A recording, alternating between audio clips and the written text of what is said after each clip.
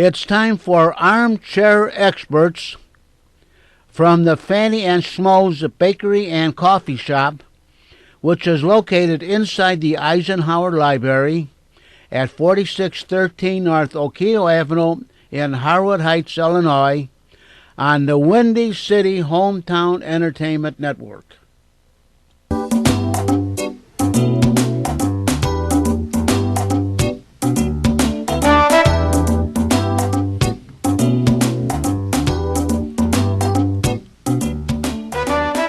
Live introduction, too.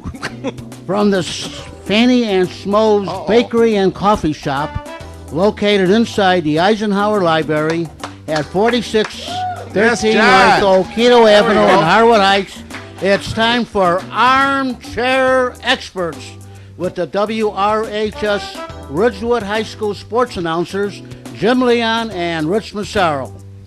And now, here they are, Jim Leon and Rich Massaro. Wow. This is about the This is about the point in the broadcast when John crosses himself. And this is usually the point that Savior after he gets worried every time we do this. Rich, we're so big time. I thought we were big time when we went to the DeVita Broadcast Center. I still say though we should change that intro music. I was thinking maybe we should get Little Milton. We should get his permission to do Grits Ain't Groceries, Eggs Ain't Poultry, and Mona Lisa Was a Man as our intro, but I don't know. Well, we're off and running on another edition of Armchair Experts. We're out and about today. John's going to plug in the clock now just so we have some idea of how much time we have. That's true, and he's putting it right in front of me. Well, I get nervous when you do that, John. Yeah.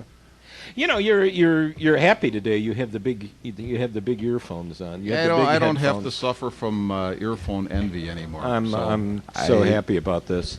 Well, a couple of things before we get into some of our other nonsense today. First of all, I want to thank last night. Both John and I received a nice gift from the board at Ridgewood. It was quite an honor, and it gets to a point where I get something like that, I get very tongue-tied. I don't know what to say. Yeah. When I can get something like this, I have no problem with opening up my big mouth, but when it's something like that, I suddenly don't go, gee, well, thanks. Yeah, Stop looking at me. You were going to give a big speech to the board. Well, about, maybe next month. Maybe next month. If they would have only had this program when you were a kid, then you would, instead of sitting here on WRHS, you would have been on WLS or something. I'd have been out of work like most other old radio broadcasters by that point in time. And secondly, I see here, Ridgewood High School District 234 board member Rich Massaro will be honored May 2nd by the Illinois chapter of the National School Public Relations Association with the highest level of Distinguished Service Award for his dedication in supporting public education.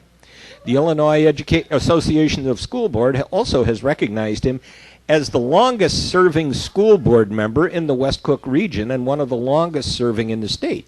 That just means you're an old bugger, doesn't it? That's what I've been fooling them. I've been fooling them for a long time, Jim. That's exactly what it means. Massaro, who is also a 1969 graduate of high school and was varsity quarterback. I've known you for over 50 years. I don't remember you playing quarterback. No, I was actually a middle linebacker. I thought you were a tight end. Yeah, I thought you were a linebacker.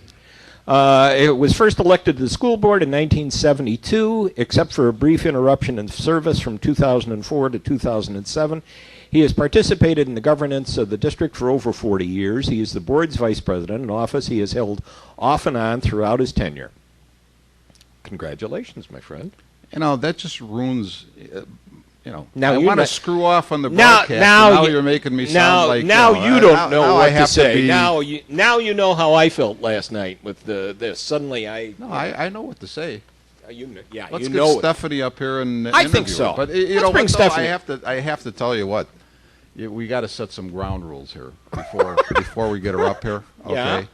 And these apply to you. And it also apply to you. Hands above the table. Okay. This comes from a guy I've known this guy for a long time. We double dated a few times. I know the way you operate. So hands above the table. That's number one. I'll go take the stand-up mic if you're that Number concerned. two, Steph, you wore the wrong footwear because Jim, believe me, believe me, we did the girls' basketball broadcast there. I made he a sort comment. Of obsesses on boots. I That's made all a I wanna comment say. one day about boots. Okay. and And I can't even repeat the that. third thing is, I don't want you giving me any static about coming over here and pinning Stephanie down. Well, on the that was date for exactly the- what I was going to on say. the date for the broadcast. He was the okay? one 'Cause who I brought know it- you're going to bring that up too. He brought it and up try during. to embarrass me. Well, that's easily done. He brought it up during the middle of a game, I think. Did you say it on the air that night? I did. Yes, he I says, did. "I want to come over and pin Stephanie down." So yeah. And That then was- and then It's called a and then- Freudian slip. and then followed it up kidding? with. Do you want the outside and I'll move over just to be on? I'm not sure. Okay. Come in here and Yeah, come on in. Sandwich right in between. I promise I'll just turn to one side. So I should put these on? Yes. Okay. Yes. This is my first time Okay. on the radio. I've been in this shop many times over the period that it's been open, and this Yeah. is the first time I knew Stephanie's last name was about 10 minutes ago. Yeah. And Stephanie Rybant with us today, one of the owners of Fanny and Schmoes, along with her brother Joe Laxner. Yep. And Jim, I'm going to throw it over to you because you're Stephanie- you're the voice. well, you're the Dr. I'm just Ridgewood the- I'm here. just the BS. You You're the hang on. voice. Yeah, you're the BS. How did this all come about, Um, Stephanie? What led us to? To Fanny Schmoes. And you're obviously Schmo, because Yeah, clearly. clearly, Because, clearly. Fanny over there, look at his bottom, and you know why we call him that. I understand. First, thank you guys for coming and doing your show here in our shop. Well, thank you for tolerating This us, is first really- of all. This is really fun. I've never seen any of this stuff, so thank you. But so how did this start? My brother and I have been baking in our ma's kitchen for as long as we can remember, I guess. And we thought we were pretty good at it, and we didn't like our day jobs anymore. So we thought that we would try and open a bakery coffee shop and run our own business, and we're having a really good time. And Eisenhower Library is a wonderful building, wonderful place for us to be. We have great customers here, so that's kind of where it started. At home in our kitchen, everything we make is family recipes. We make it from scratch. They're all good. It's Wait way a better minute. than a box of I Oreo have to cookies. cut in here, though. Yeah. You're saying you have a good. You just told me about a week ago that you and Joe both had one day off in the last month. That was Yeah. your idea of a good time. Well, we didn't know there'd be no days off. All right. Well, that's a good thing because it means that we have business, and that means that we must have good things going on. So, if we keep this up, then we can stash our millions in the Caymans one day and have all the days off. So, Steph, what do you have plans beyond this location? Yeah, we got big plans. We're taking over the bakery world. You are going to become the McDonald's of bakeries. Yeah, exactly. No, a year from now, ideally, we would like to have a larger kitchen and a larger operation to be baking things and be in grocery stores or other coffee shops around the city. We already are in a few other coffee shops in Chicago, one in Park Ridge. Shout out to T. Lula and Portage Grounds. They support us, so thank you. Okay, any others locally? No, not any local that you could go to. We have a few corporate accounts, that order from us, and then otherwise just right here in Harwood Heights in the library.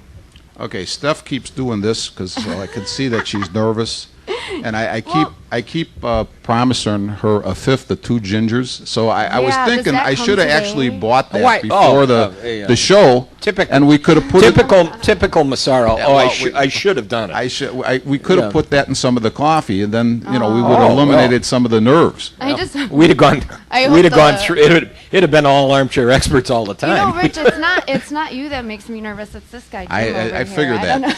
know. But if you noticed, I'm the one with one hand under the table. So and please notice. Both hands where I can see them. That's Both right. Of you. okay. That's right. Steph, you know what? I have to say, and I know that Andy and Bill and John, Ralph, and I'm sorry, the gentleman you're with, Bob. Bob. This is the first time they've been in the shop, and you know what? Everything, and I'm not saying this just because Leon, took $10 out of his pocket and we decided to pop for everybody, but you guys should try some of the stuff that they make. Go for because the it scones. is excellent. I love the Everything here, scones. whatever you try is excellent, and it'd be well worth trying, and obviously it's on us, so we want everybody to know that too, of course. And thank you for that. It's so rare. It's so rare when Massaro actually picks up a tab. So, That's true. You know, so and I have to wind up splitting it. And now I have to wind up splitting Andy, it too. we have an unlimited account here, and we've already exceeded it, so That's don't right. worry about that. Nah, have whatever you want. I love seeing people sitting at our tables hanging out. This is nice when my shop is full. Now, I have to ask you this. Jim thought had a new sort of a slogan for the shop. And what was the slogan, Jim? I don't know. I think it was something like, I have no idea. I don't remember I that. thought it was something like the best buns in town, and we like the food too, or something like that. Something- It was no. something like that, wasn't it? Something You know, like that. Yeah. One yeah. day I told Jim I would butter his bottom. Because we do have an item on our menu called butter bottoms, and he hadn't tried them. And I thought that might persuade him, but he didn't. I have to come back. Maybe you didn't understand the Maybe information. I'll be here early tomorrow. But at any rate, we appreciate stuff that you have us in here, and Anybody we appreciate who the opportunity to. we've got somebody. right. There we All go. right, there we go. Anybody who is listening to us in our vast, far-flung audience. Yeah, really, Mr. and Mrs. Affleck, though, were out Mr. and late Mrs. last night, so they may not be listening. Yes, that's true. They went to the board meeting last night. They were up a little late, so That's right. So we may have an audience of 0. This may be it. Great. As Jim says, on a clear day, they can hear us on River Road. that's So right. That's, That's right. no doubt But anyhow, about we encourage. This is a great place, great coffee, great baked goods. Whenever you're around in the neighborhood and the door's open, stop in. Thank you. And one of these days, you'll have a sign out in front, won't you? It's going to happen. I know it. We're going to put a sign out front. It's going to be great. Okay. Speaking of signs, little Jimmy Sunshine is on the computer, and he doesn't even want to come in and watch the broadcast. I think he's afraid we're going to put him right in the same spot Stephanie's in, and then he won't know what to say. Joe's going to go get her. That's right. Brother takes care of the Brother will take care of everything. Well, anyhow, All right. we thank you. Thank you for Thanks, putting Steph. up for with our nonsense, especially every day. No. every day. Yeah. Thanks, Steph. Yeah. Thank you. Yeah. Thank you. All right. All right. See, I thought Stephanie was sort of laid back. She was more nervous than I thought. Gee, it classed up this routine here. I was close. getting nervous. You were getting nervous. I was getting nervous because your hands were above the table and mine weren't. That's why I was nervous. It's I never saw you nervous before. Miss no, Hall. I'm not I don't understand what's happened. How about our next guest? Why don't we bring up Ralph Emilio? Come on up. Come on down, Ralph. Ralph, just so we don't have dead air time here, Ralph Emilio actually is the gentleman who every other Thursday at the Eisenhower Library, they have the classic film series, and he is, I have to say this, I go up once in a while to see part of the film. I never watch the whole film, but to me, Ralph is the whole show because he comes on afterwards, and he's got information on the movies coming out of his ears, and he'll come up and he's got a big what would you call that? It's sort of a sheet that you use almost like an easel type of a thing, yeah. and he's got copious notes on the easel, and I think I came up and saw a little bit of Dirty Harry last what is that? That was in the last couple of weeks. I most know popular what film. you're thinking. That was one of our most popular films. Uh, Dirty Dirty Harry. Yeah, in You fact, did have a big audience for Yeah, that. we had about 45 for that, and it was interesting because I asked the audience how many people had seen the film before, and then practically the entire group said they had seen the film before. And I said, that's kind of strange. Why would you want to see this film before? He says, oh, we just love that guy. And it says something, I think, about justification of things, about what happens when people do dirty things and they want some kind of vengeance, if you want. So it was a very interesting response. And these are mostly senior citizens, by the way. This is not young kids. So I just found it as an interesting response. Now, Ralph, I think you've told me in person before what your background in film is, or in teaching film, because that's actually what you did. Right. But right. could you just refresh us a little bit on that? I was a film and English teacher at Willowbrook High School in Villa Park for 38 years, and I taught film at National Louis University for 25 years. And the film course that we had at Willowbrook High School was an elective course for seniors, and it was a very popular course, as you can imagine, because they could take it in place of, say, English literature. And for a time there, I was in a team teaching situation with 2 other teachers, a social studies teacher and an art teacher. So we had 3 teachers, and we had 5 classes of 60 kids. So we saw 300 kids a day, in which we showed feature-length films for the most part, short films too. And then we introduced them, and then we discussed them. In fact, basically the stuff that I'm doing today with my people upstairs, the senior citizens, I did with my high school students. No, you have some. Oh, okay. You mean today? In other words, at this period in your life? Okay. I was telling. I have coffee with Ralph and, or not Ralph, but with not Bill and Andy every morning. And the other morning, I was telling them that you were going to be on. And when I went to see The Godfather, which I think I had mentioned to you, I probably have seen The Godfather about a half a dozen times, and you had some really interesting stories about the making of that movie. And if you could tell us a little, I know that one of them, you were talking about when Brando had a hard time remembering his lines. And some of the things they did to prompt him to remember his lines, I thought were pretty fascinating. Yeah, Brando has been notorious for not adhering to a script in a film. And primarily because he just doesn't remember the lines. And so what Coppola had to do is, every time they had a scene with Brando, whoever he was talking to had a piece of notes on his head with the script on it. And so he would look at them, and they look at their head, and kind of make sure that they had the right lines. And in fact, there was one really nasty scene where the big killer for the family, Luca Brasi. Luca Brasi, yeah. He was talking with Luca Brasi at one point, and Luca Brasi stuck out his tongue, and on his tongue he had a note on it, and it said, "Screw you, Marlon."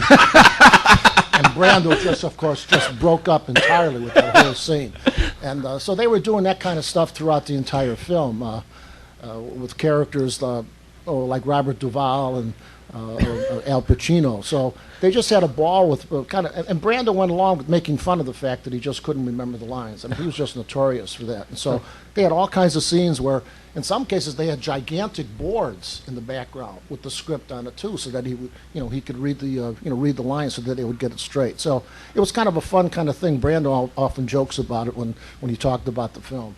Now, one of the things that always interested me about that film is that I had heard over the years that, obviously Brando wasn't the first choice for that role. No. And I had heard that Ernest Borgnine wanted that role, but I thought that when I listened to you talk about the movie afterwards, and the more I thought about it, the more it did sort of fit in a way.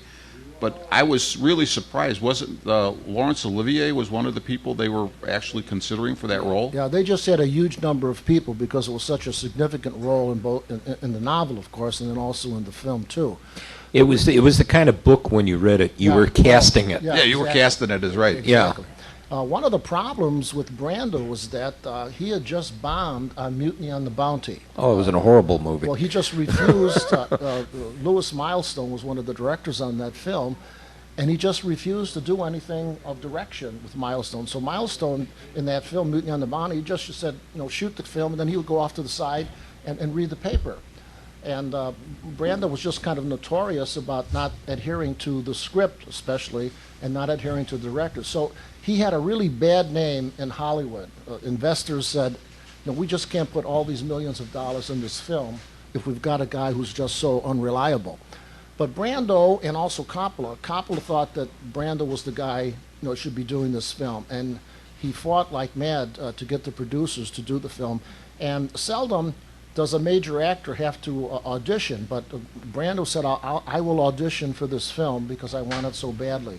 And he did the audition, of course, that famous thing where he put orange peels in his mouth and so forth, and accepted all kinds of makeup changes. And eventually he got the film, which is great because it's one of the magnificent performances of all film. I would say so. Yeah.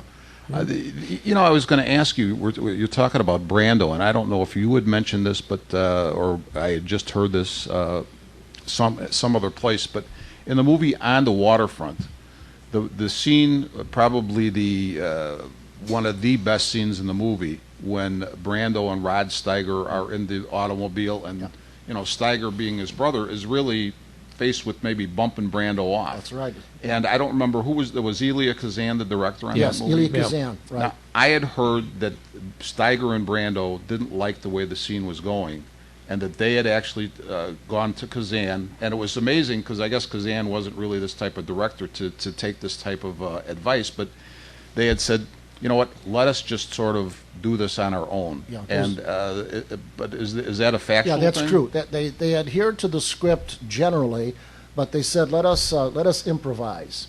And both Steiger and Brando came from a school of acting where improvisation was a major kind of thing. Strasberg. Yeah, right. Where you do multiple takes, and they were just willing to to kind of do 20 takes if it took that. And Elia Kazan was kind of open to that, even though he wanted them to adhere to the script. That particular scene, they did do an awful lot of improvisation, and it worked out beautifully because, as you said, it's one of the most powerful scenes in all of film.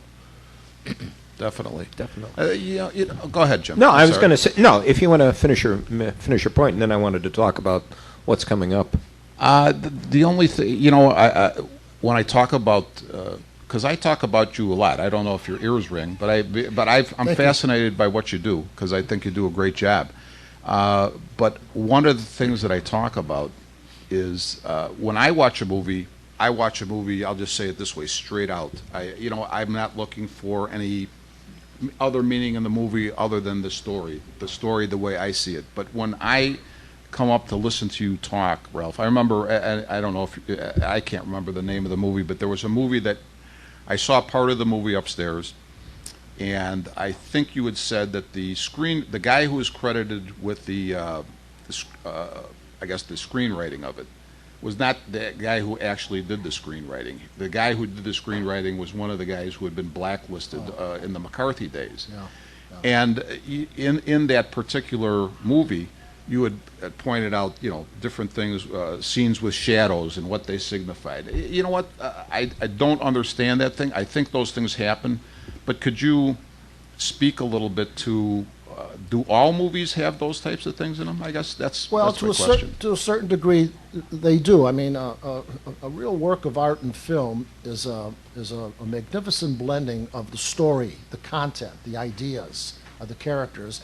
But at the same time, too, it's also a blending of what is called form and style. And that is, of course, the way in which the film is presented, through the use of shadows, light and shadows, composition, the arrangement of objects in the frame. And all of those things have all kinds of significance. Just for a simple example, there's a scene in the great film by Orson Welles, Citizen Kane.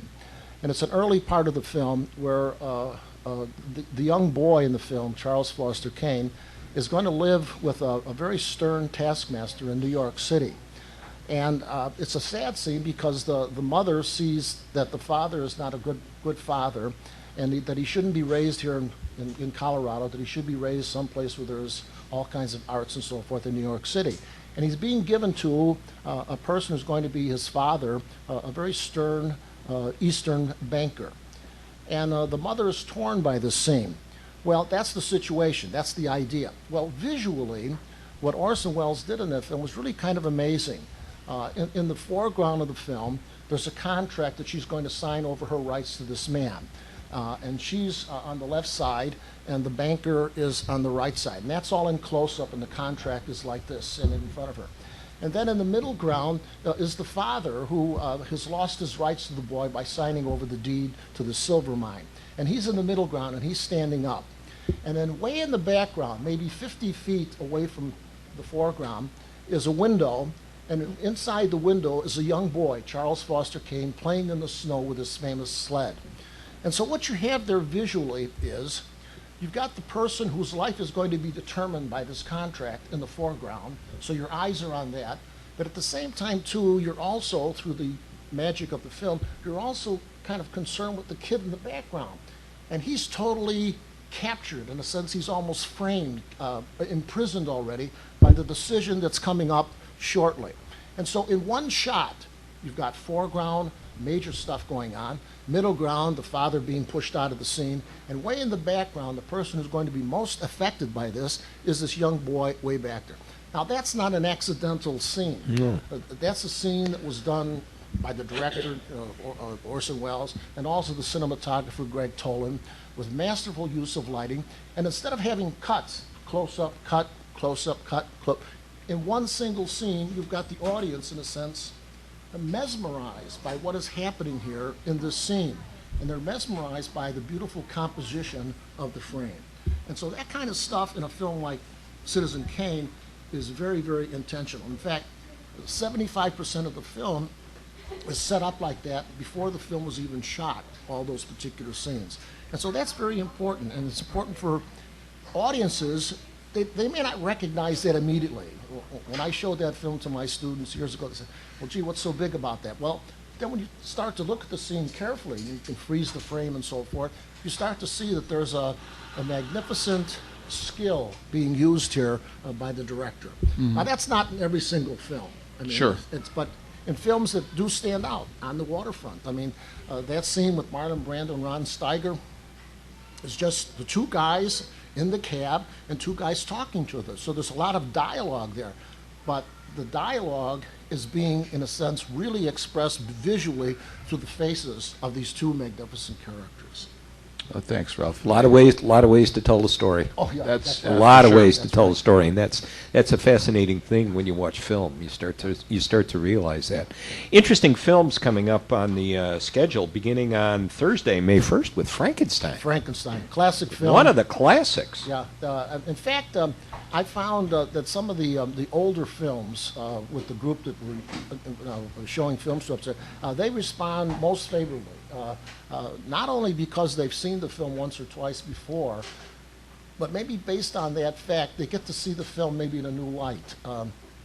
Frankenstein, for example, just a classic film, one of the most popular horror films that ever came out. It came out in 1931, in the same year that Dracula came out.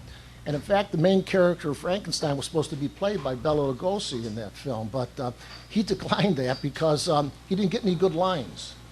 So he says, no, he says, I don't want that film. I was looking up some things, and it said there was one quote that says, in rejecting the role of the monster in Frankenstein, a decision he came to deeply regret, Bela Lugosi reportedly claimed that he was a star in his own country and did not come to America to be a scarecrow. That's right, he was a Hungarian star. Yeah, that's right. But that film, of course, made Bela Lugosi, made Boris Karloff, and from that film, he just did terrific. He starred in the sequel to that, Bride of Frankenstein. He was an older man then, Oh, too, yeah, wasn't he? In his mid-40s. Yeah, he had done 80 films before this film, and I mean, he was all over the place. And He was viewed such an anonymous actor. He wasn't even invited to the premiere. I've read. Yeah, it was very strange. The real one of the real great stories about Frankenstein is, of course, the work of the makeup man Pierce, Jack Pierce. Frankenstein had about 40 extra pounds on him of stuff. Jack Pierce did all kinds of analysis into biology. He consulted several surgeons to ask how they could put a brain in a person, and he found that there were 6 different ways that you could slice the head. And so he chose the most simple one, and that is, of course, slicing the top of the head and then putting the abnormal brain in there. Stitching all over his face, shortened clothes so that his arms would stay out, black paint on his fingertips.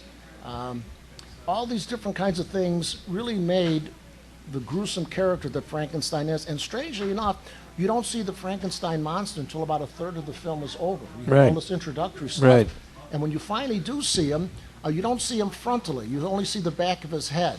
and then he finally turns around, and then of course you see how how grotesque he is. So an interesting portrayal of one of the great monsters in film. I read also that John Carradine was considered for the part and turned it down. John Carradine was considered for everything. He was such a. He said he was too highly trained. Yeah, he was just such a wonderful actor that he was just about considered for everything. Yeah. You got some other great movies coming up. One that always I haven't seen in years, and I got to keep June 26th to come and see. It happened one night. Oh yeah. One of the first considered, Yeah, Frank Capra, of course, one of the great American directors, and that film really established him as one of the terrific comedy filmmakers. And strangely enough, Frank Capra went on to do some great films after that too. But a lot of people don't realize that Frank Capra gave up his career in 1940 to join the United States Signal Corps to work to organize a propaganda against the Nazis, and he worked for 5 years in the Signal Corps from 1940 to 1945, making some really great films. Probably the most famous, of course, is Why We Fight, which is a 6-part series to indoctrinate U.S. soldiers to say, hey, this is why you're going to give up your life and sacrifice, why we have to do this. And he was in charge of a whole group of great film directors for the United States Signal Corps, William Wyler, John Ford. These men, George Stevens, all worked under him to get propaganda films, which became very, very powerful tools against the Nazis, because the Nazis had done some great propaganda films themselves in the 30s. And so that particular film, though, it happened one night, established his career. Mm-hmm. Is it true that Claudette Colbert and Gable did not think much of it as they were making it? No, they had some. Well, Clark Gable was fantastically famous, of course, and they didn't get along that well during the film. But as they saw what was happening through the film, through the direction of Frank Capra, they started to cooperate much more. Okay, because I did see something that Claudette Colbert complained nearly every day during the making of the film, and on the last day, she just told a friend, "I just made the worst picture I've ever made." Oh. It established her career, too. It established her career. She didn't even show up for the Oscar ceremony. Yeah. They had to go get her at the train station because she was on her way out of town. Yeah, there's some weird people out there. Yeah. It was the first film to win Best Picture, Best Actor, Best Actress, Best Director, and Best Screenplay. Right, it just swept the awards, and it just established both the actor and actress, and also Capra as premier people working in Hollywood at that time. Is it true Robert Montgomery turned the part down too? Yes. The set of script was terrible. Yeah. What did he know? Yeah. One of the great screwball comedies, and I'm looking forward to seeing that. There's some other great ones coming up. Manhattan is May 15th, Woody Allen film. Yeah. A strange film also because it's coming out more and more now that Woody Allen had some strange familial relationships within his own family. And strangely enough, here he makes a film in which the main character, Woody Allen, is having a love affair with a young girl who's 17 years old. So it's Is that the reason you picked this one? No. I picked it because it is a terrific film. It has it is a great film. Musical score, a beautifully shot film in New York, great acting on his part too. So we'll see what happens with that particular film. Okay, and you've got some park films coming up in the park this summer. I'm not doing anything with that at all. That's not yours? No, that's not mine. Penny is handling that on her Okay, forget I said that. No, but those are very successful. But they're good films. They're good films. Especially, I see August 9th is the when they do the Goonies. It'll be a community campout night. That should be good. Community campout. Community campout night, which is guaranteeing torrential downpours, I'm sure, that night. Okay.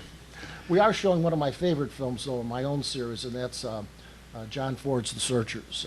One of the great westerns ever made. And Okay. It stands up very well on being shown. In fact, I think I'm showing it for the second time in the series, simply because it's just such a beautifully done film. Great acting, both on John Wayne's part and Debbie and so forth. It's just a beautifully done film. Also, I see you have an interesting one coming up, one of Billy Wilder's films, who's always been one of my favorites, Yeah, in fact, The Lost Weekend. I think Billy Wilder is probably the most used director of film that I've had. I've shown at least 4 or 5 of his other films, and done very well. Billy Wilder, thank God, left Nazi Germany in the 30s when Hitler was just rounding up Jews left and right. And Billy Wilder was one of hundreds of Jewish directors, actors, Peter Lorre, for example, who eventually escaped Nazi Germany and thankfully came to Hollywood and learned English and were able to do some great films. And Billy Wilder, tops out as one of the great film directors. I think I'm showing the Lost Week. You're doing showing Lost Yeah, Weekend. that's just a very tender, sympathetic film about an alcoholic who just can't give up the liquor, and we see the kind of a sadness about that. In fact, that theme of the lonely, sad person is a major theme in so many of Billy Wilder's films. Go think about The Apartment. Oh, that's another one too. Yeah, Jack Lemmon, one of his great roles in that particular film, and Fred McMurray. So Billy Wilder, again, one of our great directors, and as I say, thankfully he escaped Nazi Germany and came here. Mm-hmm. All I could say is thank God you watch a lot of film, Jim, because my part of the interview was stopped about 15 minutes ago. Okay, when we got by The Godfather and Dirty Harry, that was it for me, buddy. This is show prep, Rich. This is called show prep. Show prep. Well, yeah, I don't do any of that. Come on, Ralph. There's a lot of great films coming up this year, or this next couple of months, and every other Thursday, right here. Right here. At the library, 1 o'clock. 1 o'clock, and usually we end up around 4 o'clock or so. And I should say also, Stephanie provides the treats for us, and it's like bees coming to the honey. When she puts out the stuff, the artists, they just go right to the food. It's just great. I mean, they're all satisfied by the time they look at the film. Actually, when you bring that up, Ralph, I think Steph said something like she was going to, they were going to conquer the bakery world, or words to that effect. I actually think she's going to do that. I think so. It looks that way to me, anyway. You better believe it. Well, you know what? I really appreciate you coming, Ralph. And the reason that one of the reasons I'm thinking that we should maybe wrap this segment up is I see there's a guy pacing back and forth over there in a black cap and a black shirt. He reminded me of a lion. He's getting me nervous. I feel like I'm in the zoo watching him go back and forth. That's Joe Laxner, who's one of the owners of this establishment. And I see my better half has come into the room. Your better half is here as well. Yes. Everybody say hi, Dana. Hey, hi, Dana. How are you? But, Ralph, we appreciate you coming. Thank you, Ralph. Thank you very much for the invitation. You know what we would really like to do is maybe when we get together with John, have you come in where we can do a longer segment. Sure. We'd be happy to. We're a little crunched for time, I would say, even though we have probably more time than we usually have. We need to move on. And we have less idea as to what we're going to talk about than we normally do. Of course, we never have an idea what we're going to talk about. Ralph, thank you very much. Thank you so much. Thank you very much for the invitation. Okay. Good. Okay.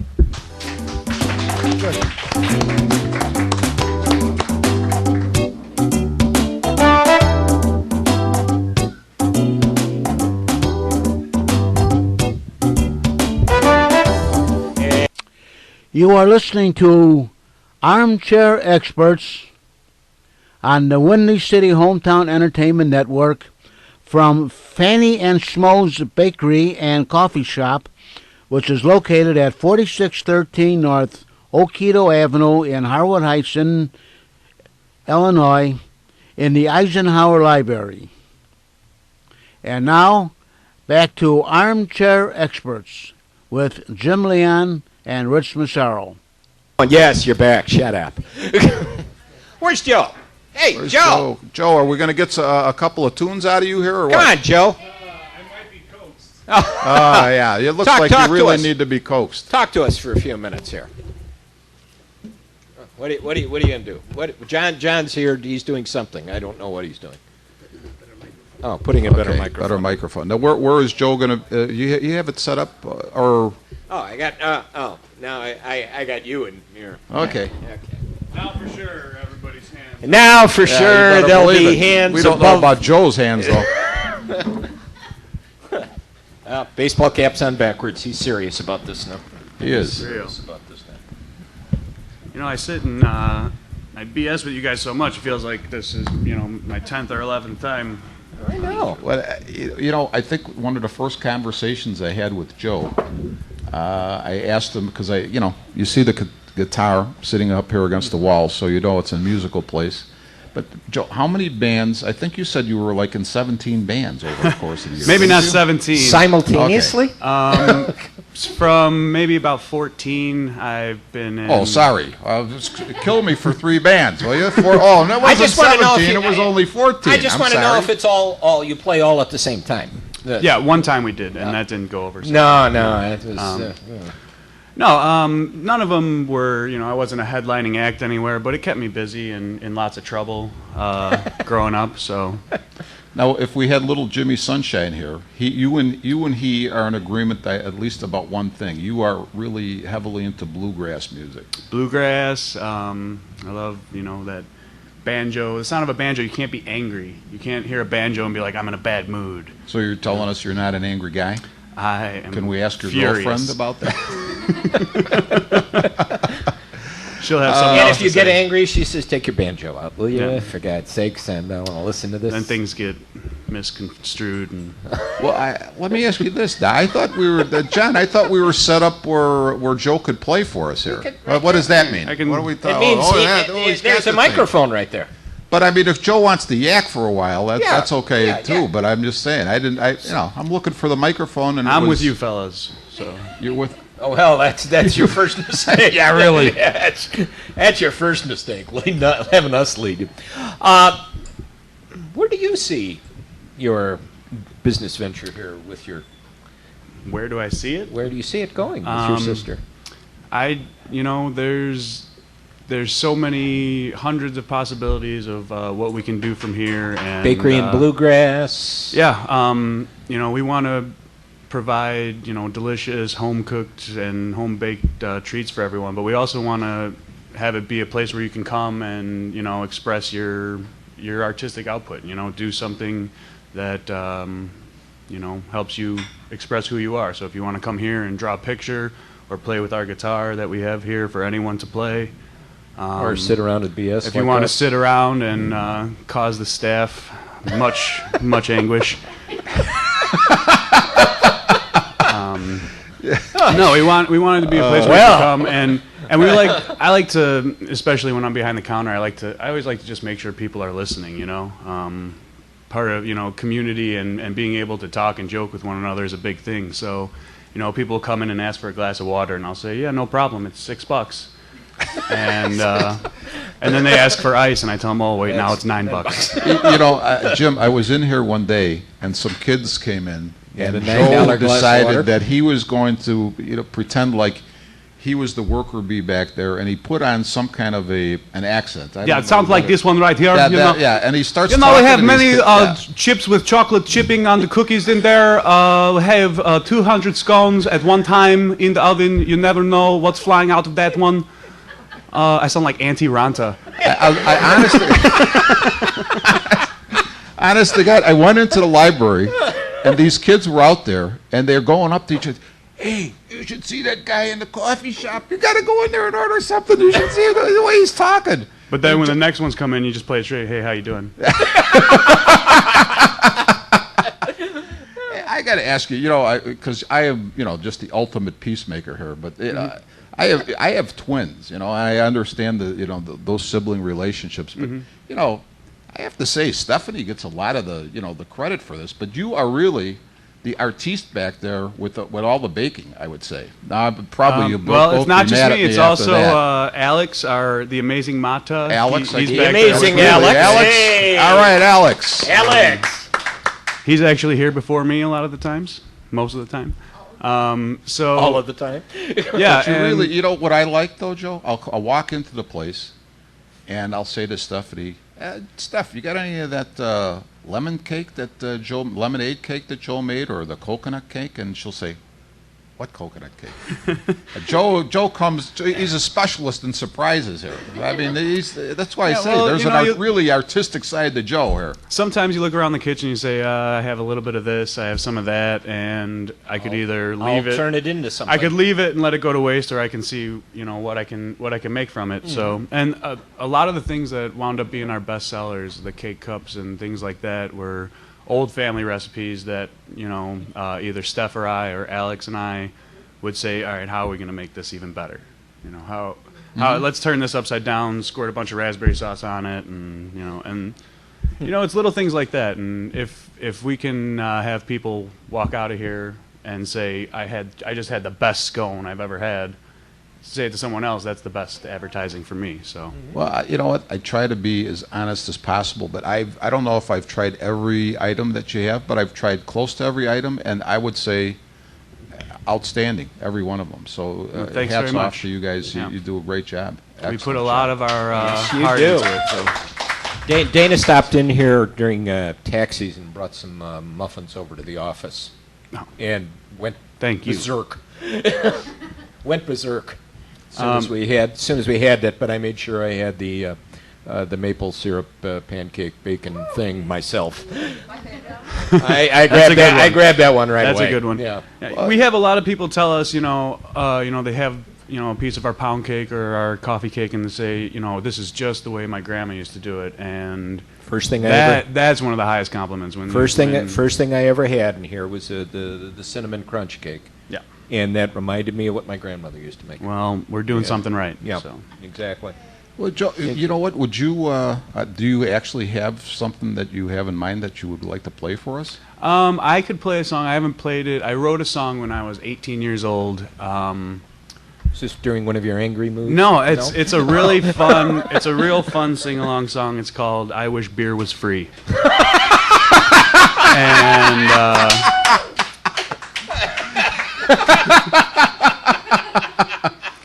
I was watching. Oh God, so do I.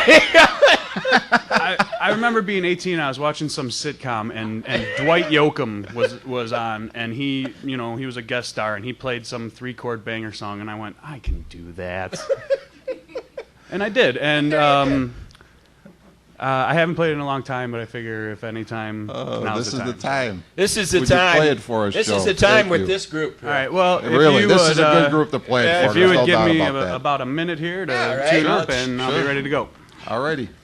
Jim, we're gonna. Can we fill a minute here? I tell you what, we always believe. Well, of course, we can fill a minute. We can fill like about 10 hours. Can we no fill doubt a about minute? that. How many times after basketball games we look down and there's 28 minutes on the clock? You know what I noticed about these broadcasts? We try not to embarrass anybody, and the only one who ends up getting embarrassed is me.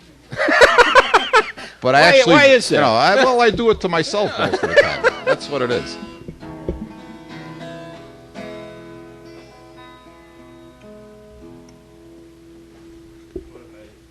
Do one of these jobbers. I tend to project when I sing, so Yeah, we noticed hopefully that. one mic will get it all right. All right, here's the beer song.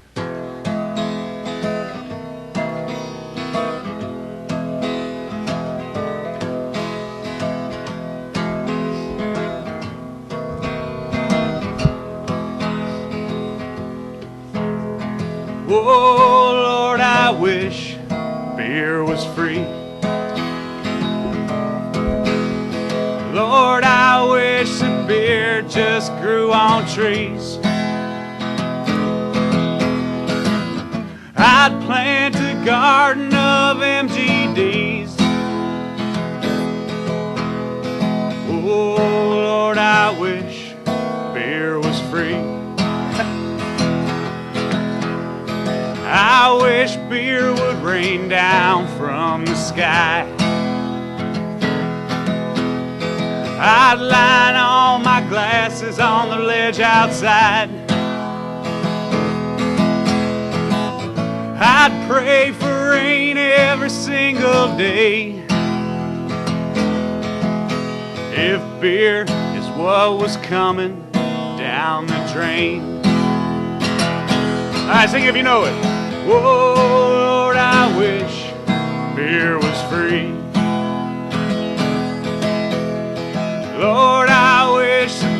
beer just grew on trees. I'd plant a garden of MGDs. Oh, Lord, I wish beer was free. I wish beer was running through the pipes. I'd do all my dishes with Barry Weiss. I'd take a shower 3 times a night. If beer is what was running through the pipes. Let's sing it again. Oh, Lord, I wish that beer was free. Lord, I wish that beer just grew on trees. I'd plant a garden of MGDs. Oh, Lord, I wish beer was free. Oh, Lord, I wish beer was free. I'd be doing much better financially. I'd tip the bartender generously. Oh, Lord, I wish beer was free. All right, one last time. Oh, Lord, I wish beer was free. Or any kind of booze. Lord, beer just grew on trees. Like a vodka radish or something. I treat the bartender generously. Oh, Lord, I wish beer was free.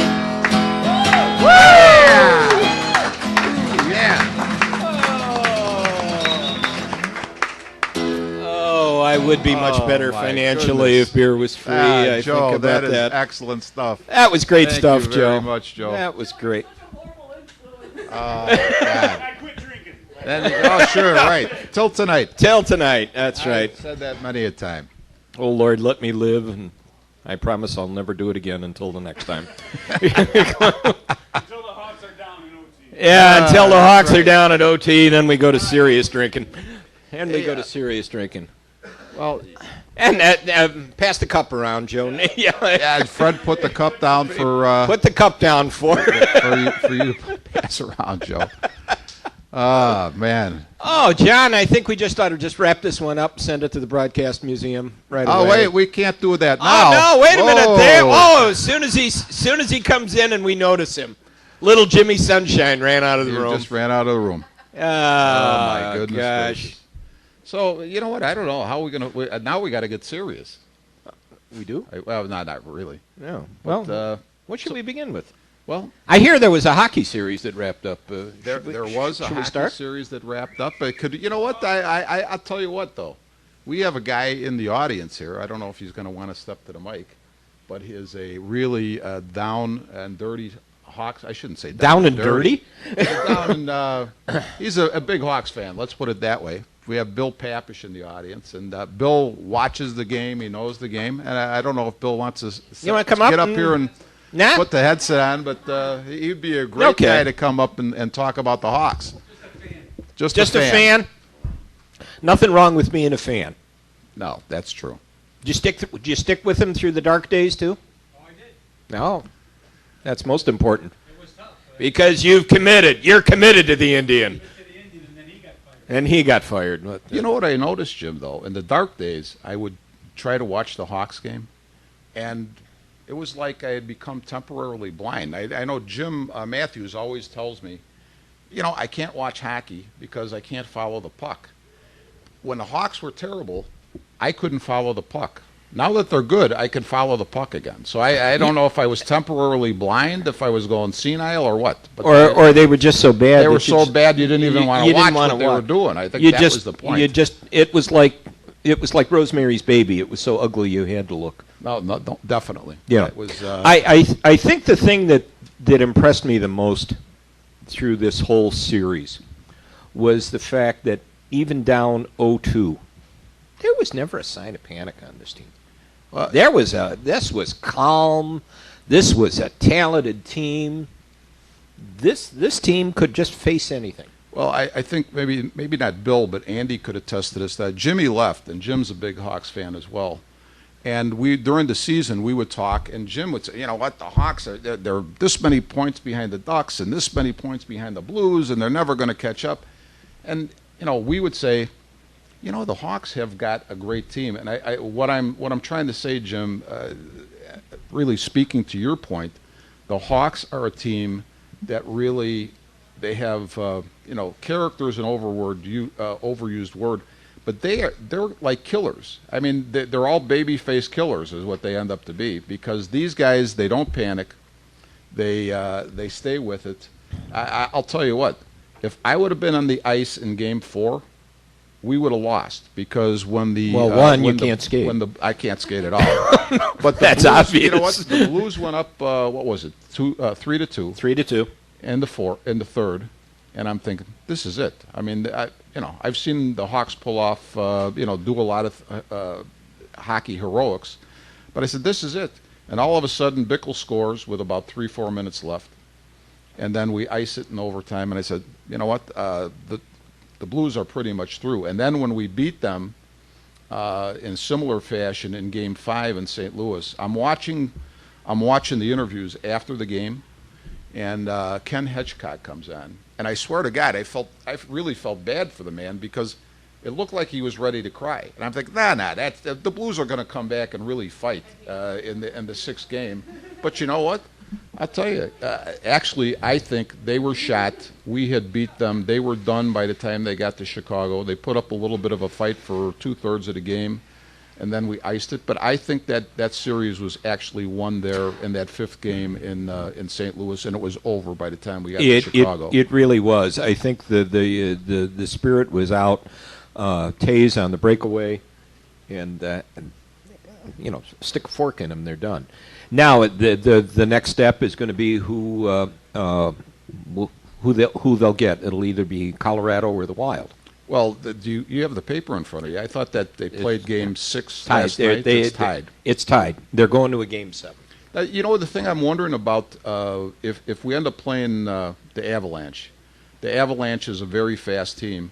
Now, I'm wondering if you're going to see guys like maybe Bolig might be a guy who sits, and you might see a guy like Morin in there, because, you want to maybe counter speed with speed, where you saw Bolig and Bickle definitely we're going to be on the ice against the Blues, because the Blues are a bigger team. They hit, and you wanted to have a little bit of a physical presence out there with those guys. Now, I wonder if they'll change up at all if we play the Avalanche. That's a good question, you speak to a valid point too, because they are a quick team, and it would be a logical change. The beautiful thing about the Hawks, though, is you go into a series. Last year when we were in the Cup Finals, I'm looking at the Bruins, and you look at a guy like Chara, who's a huge man, and you're thinking, the Bruins are really physical, man. We're not that physical. How the heck are we going to beat these guys? Yet, we beat them. You go into the Blues series. You ran them into the ground. Yeah, that's exactly what they did. You go into the Blues series, you're thinking, I don't know, the Hawks don't match up that well against the Blues. They beat the Blues. Now, the amazing thing, I guess what I'm trying to say is, no matter what flavor of team you put out there against the Hawks, they adapt somehow, and they're able to win. They'll find a way. There's great talent on that team to be able to go through it. No, there's no doubt about it. And predictions? I still say. Or are you going to wait and see? No. I'm going to say this. I said before the St. Louis series, when you asked me about that it would be a coin toss, and it was a close series. That was a great point. That was a great series. I will say this. That was a series that should have been a final. It was so good. Not meaning to enrage Hawks fans, because I'm a Hawk fan myself. I think they may get to the finals. I don't think they'll win. I just think that the grind of the grind is just too much. Yeah. Hey, you know what? It's let me say this: the way the last season Get outta here. last season was compressed. You know, it was really a hard road to hoe for them. You had a short summer. You had a weird season this year with the Olympics thrown in, and I just think that those those 16 games you have to win. Somewhere down the line, my prediction, they're going to pay a price in either an injury, they're just going to run out of gas a little bit. Put it this way, if they come back and they're in the finals, say with a team like the Bruins will have, I think, an automatic sort of a psychological edge because, you know, I don't care if they're professionals or not. You know, you always hear this term, oh, they're professionals. You know what? There's a revenge factor there. There's, you know, we want to show them that, hey, they might have beat us last year, but we want to beat them this year. And that's the human part of the game. So you know what? I don't think that they'll win. I think we'll be proud to have them be the team that represents our city because they'll always do well. Sports Jimmy, he says the Hawks aren't going to win. Wait a minute. This is the same guy that in the middle of the year said he didn't even think he thought the Hawks might slip out of the playoffs. So now I'm out of my mind because they're not going to win the Stanley Cup. Well, Jim, I'll say this for you. When the Hawks get 2 games down again and you totally disappear, you know, we'll know that you're not saying that the Hawks are definitely going to win the playoffs. So that's my take on the whole thing. Well, the day after the Hawks win the Cup, everybody come here because Massaro's buying coffee and scones. Yeah, I will do everybody, that. Everybody who's in here that you come the day after the Hawks win. We'll be close recovering. Yeah, that's true. All right, the day after that.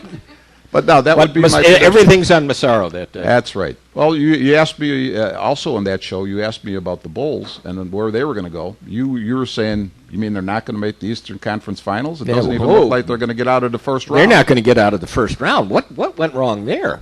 Well, I don't think. You know what, Jim? I think we talked about this on this show before. There's 2 things that happen. You have a long season where teams can be on a roll, one way or another, but the long season actually it hides some things that you can't hide in the playoffs. In a long season, you know, if you're say you're the Bulls, okay, you get on a nice streak, and then maybe you lose a couple games. You know what? You got a little cushion there because you can recover. When you're in a short series, you don't have that cushion. It's pedal to the metal the whole time. And I think the one thing that the Bulls really lack, they do not have a go-to guy in the crunch scoring-wise. If you look at what happened in Game 3, Jimmy Butler isn't the guy. DJ Augustine isn't the guy. I wouldn't say any of those. It's to me, it takes a special guy to do that. It takes a Michael Jordan, a LeBron James, a Kobe Bryant. And the Bulls don't have that. Even when they have Derrick Rose, they don't have that because Derrick Rose is not that guy either. And I don't care what Bulls fans say about that. The meatballs think he is. Guy.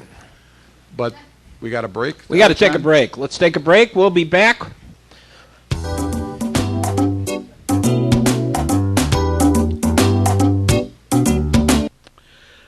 From the Fanny and Schmoes Bakery and Coffee Shop, located inside the Eisenhower Library at 4613 North Oquito Avenue in Harwood Heights, Illinois, you are listening to Armchair Experts on the Windy City Hometown Entertainment Network.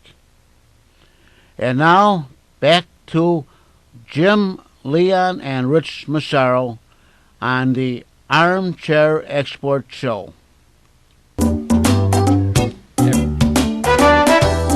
All right, back again. Second hour for those who are hanging around for this extravaganza at Fanny Schmoes Bakery, the Armchair Experts. For those of you who are listening, it's the next day. The next day. It's tomorrow. We're talking about the Bulls. It's tomorrow. By the time the series may be over by the time this gets on the air. That's true. But what I was because we're on Thursday and Friday this week. Thursday and Friday. The point I was going to make is if you look at the Bulls during the course of the year, if you check the box score, you look at the scoring, you'll see 5 or 6 guys with 10 or more points, which is great during the season. But during the playoffs, you need a guy to step up and get the big points for you. In Game 4, Mike Dunleavy, who I don't know what his season average is, but I'll say it's in the teens somewhere. It is, and Stepped up and hit 30. scored 35 points, and that carried the day. But Mike Dunleavy is not the type of player who's going to do that every game. And if you look at the fifth game, am I right? The fifth game, Yeah. which they lost, Dunleavy had 6 or 8 points. Now Taj Gibson's got 32, but Boozer didn't score. Heinrich didn't score much. Yeah, I think he had Augustine probably chipping in with 14, 15, 16 points. But this is the problem. You're not going to win playoff games with that scenario. And so they're going nowhere. I mean, even if they should prevail in the first round, which they probably still could, because I don't think the Wizards are that great, they're going nowhere after that. So that's. I think they're toast actually after this round. Who would be a good signing this offseason? I personally think it's. I would go for a guy like Kevin Love, but I would say this. I've said this on the show. Not going for Rudy Gay. No, I know you're a gay guy, but I'm not. So I'm not a big gay guy. You're not a big gay guy. I know. Okay. But at any rate, you know what? I would really like to see them make a run at the King, LeBron James. And I've said this many times. People say, think he's going to opt out? No, he probably won't. But if I was advising LeBron James, I would say this: the one guy that you're unfavorably compared with always is Michael Jordan. Right. And what a great thing to sort of put a period to your legacy would be to come to Chicago, help the Bulls win some championships again, and that way, you know what? When they talk about Michael Jordan, they'll talk about you at the same time, because to me, then you stepped up to the plate and you proved who you were, and you proved it in the city of the man that you're compared the most to. And to me, as a competitor, you'd want to do that. I would think he would, but I also think if he opts out, it wouldn't surprise me if he goes back to Cleveland. Just to try to make amends. Well, you know what? Andy is sitting back there and he's giving us the money sign, and you know what? I mean, he's got a great point, because think about this: when LeBron James went to Miami, there were a lot of tax advantages being in Florida as opposed to being in Ohio and Illinois. State income tax. So I think when you say money, I think that came big time into play in his decision to go to Miami. Obviously, he went and was able to play with a couple other really good players in Bosh and Wade, and they put a good team around those guys. But I agree. I agree with what you're saying, Andy. Money is a big consideration, and he gets to keep more of his being in Miami than if he's in Cleveland or Chicago. So that's a great point. Certainly more. Yeah, Ohio would be. Now I'm starting to speak like a tax guy. Now Ohio with a graduated income tax. Oh, there we go. There we go. Hey, now you're going to get technical on it. Now I'm going to be very technical on it. Start talking about graduated income tax versus that, and sales taxes next, and property taxes will be right after that. Listen, we were texting back and forth. We're talking basketball here. We were texting back and forth last night about the Donald Sterling deal. And you know what? I'm not sure if we're on the same page on this, Jim. Well, I mean, you were talking about the fact that Elgin Baylor got fired and sued him for race discrimination and age discrimination, and as a general manager, he had a losing record. Losing record? Let me here. The man is. I'm telling you, Donald Sterling is a strange man. But see, you know what? You don't lose your business because you're strange. Because if you lost your business because you're strange, we would have no businesses in America. There is no law against being a bad businessman. That's true. There is no law against being a bad businessman. But here would be my point on Sterling. I agree that he is a quirky guy, if you want to put it that way. Quirky is just an understatement. Let's say this though. Here's my objection to what's going on in terms of Donald Sterling. Now I'll give you one example. I object to the fact that they use the term racist so liberally, because you make comments that people don't like, and it's about people of another race, doesn't make you a racist. I say, what bothers me is when words in this country become more prominent than your actual actions. And what my point would be this. I'll use Elgin Baylor to make the point. Elgin Baylor was hired in 78-79 season, okay? Well before you ever heard of the NFL or any of the other leagues. Actually, that was also before Sterling bought the team, because I think he bought the team in '81. No, he's been there Was he there? forever. Did He's he been buy? there. Did he buy He him? was the original guy. No, they were Buffalo. Did he buy him when they moved out of Buffalo? Yeah. Okay, I thought he came a little bit later. No, he's been there from Because they were the from Buffalo beginning. Braves originally. But here's the point. Even if he came later in the day, first off, you're talking about, you said you sort of sugar-coated Elgin Baylor's record. I looked at the record. Over 22 seasons, the Clippers were 600 and Yeah, it might be I off, look- 661 After and you text- 1,153. Yeah, after you Now, texted I don't me, I care looked at what it. you are. Yeah. You could be white, black, or whatever. Yeah.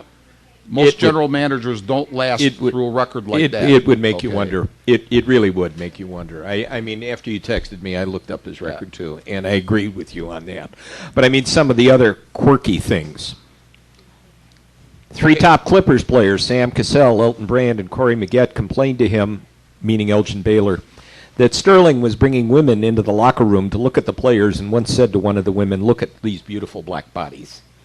That's an insult? Well, that's just kind of a strange That thing. was an That's insult. I'm just talking about quirky things here. Okay. That the man is a little bit strange. Sterling also has a history of saying strange and insensitive statements about women. In a 2003 lawsuit against a former mistress, Sterling talked about paying the woman $500 every time they had sex. And in a deposition, he described it rather graphically as to what happened at the end. At the end of his statement, the lawyer said, "Sir, the question was, is this your handwriting?" Well, what do you think's going to wind up happening out of all that? Actually, I can't see them forcing him to sell the team. well, That- how that's- could they actually force him to sell the team? I don't know how they can force him to sell the team. I would still say this. How for uttering words that actually. Think about The what they words did to that Marge the- Schott when she owned Well, Ritter. this is my problem with this type of thing. You know what?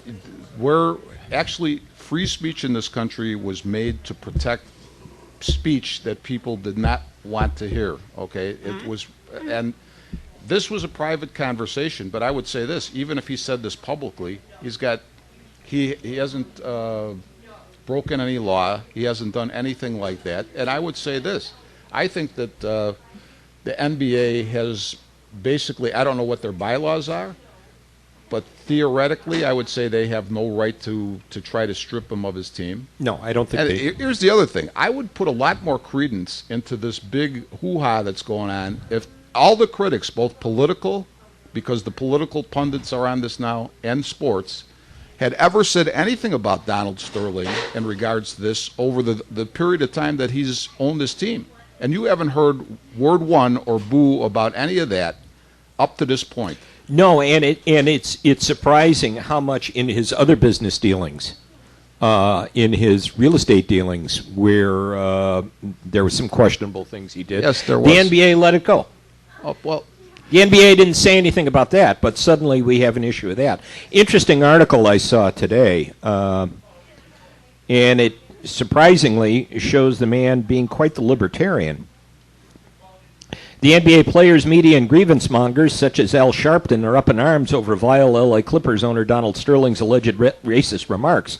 But NBA legend Kareem Abdul-Jabbar today set a pox on both your houses, calling out the hypocrisy behind the whole affair and presenting by far the most rounded and surprisingly libertarian view this far. Abdul-Jabbar, in an op-ed piece in Time, attacked the collective outrage emanating from America's media over Sterling's remarks to his girlfriend, calling the publication of a private conversation sleazy, and wondering why earlier, more public manifestations of racism failed to shock those such as Al Sharpton in the NAACP. Abdul-Jabbar explains we're witnessing a veritable finger-wagging Olympics, all over the latest in a long line of rich white celebrities to come out of the racist closet.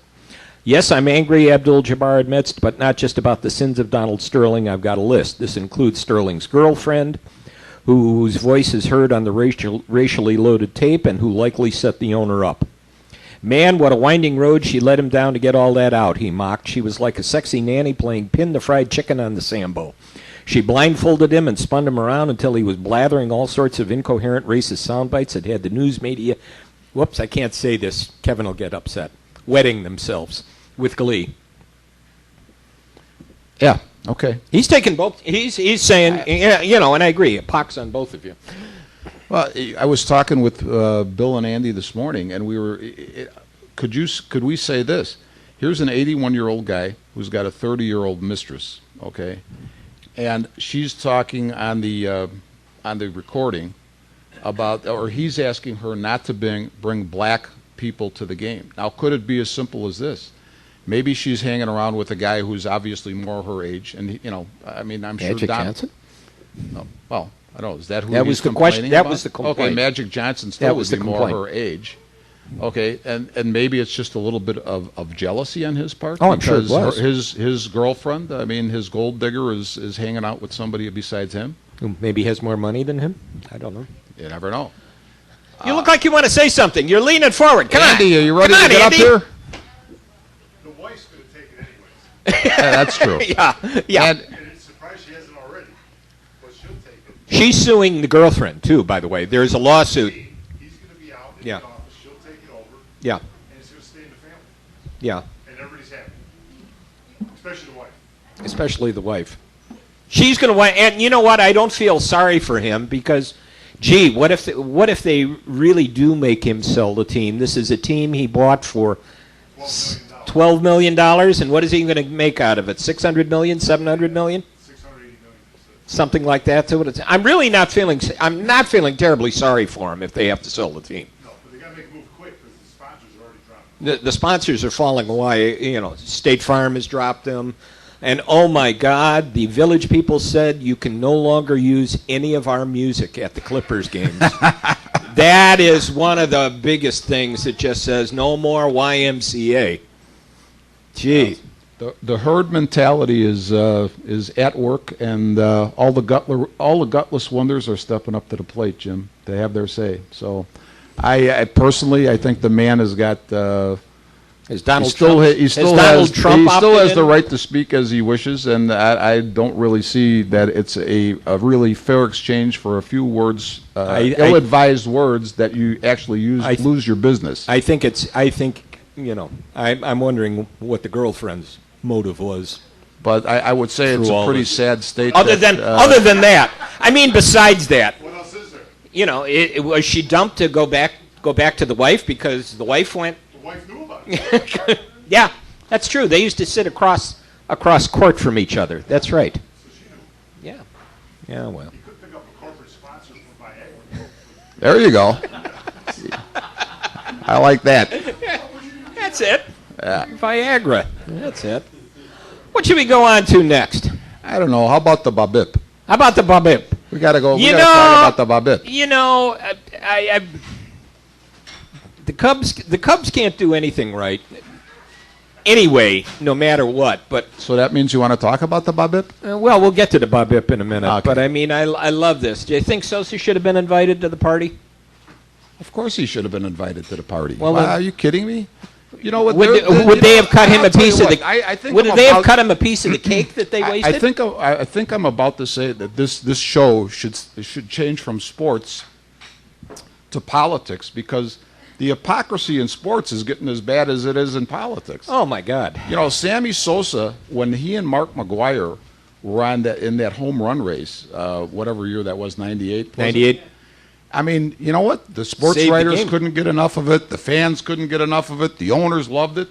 But now, when Sammy Sosa falls out of favor, you can't have Sammy Sosa around for the celebration. I think that is total hypocrisy. I think it's BS. And you know what? The man should have been invited. I don't care what I agree. he's supposed to have done. I agree. You know what? You were on the gravy train when he was riding high, and now you cut him off when he's You when rode he's it. not. So You rode it. You rode the That's- gravy train with him. It's right, and he should have been. I mean, you look at somebody who, quote, cheated, but I don't necessarily view Rose cheating because he never bet against his team. He always bet for his team, even though he was banned. He's idolized in Cincinnati. Well, he should be. this is a man who got more hits than anybody else, but in Chicago, the only man who ever hit 60 home runs more than once, or hit him 3 times. 3 years in a row. Yep. He's a pariah. Yeah, he's a pariah. Why? Because he played his music loud in the clubhouse? I guess so, and he left because early. he ran out to right field when everybody else jogged to their position. And he I don't know. What's the left complaint? and he left early on his last day. Oh, that's right. Although I have to say, he didn't come to work. He didn't stay for the whole game. it just shows you that there's nothing new under the sun, because that big to-do that was made about him leaving early and that last game of the season, I would tell you, Don Newcomb, when he pitched for the Dodgers, and the Dodgers were in the World Series, and Don Newcomb had a rep as being a guy who didn't come through in the big games. In a World Series game, he was knocked out of the game early in the game and actually took off from the stadium and just drove around because he was that mad about it. And you know what? Nothing was said about it. It's been written about over the years, but nothing was said about it. But when Sosa walked out the last game of the year, which meant nothing, that was a big thing. And that is a similar thing to when you talk about how a guy like Rod Blagojevich could go to jail. Yeah, I'm switching gears now, but here I'll put this together. Oh, what I'm what hoping you do. is that when they have it out for when somebody has it out for you, okay, which I think was the case in Blagojevich, his case, he was going down.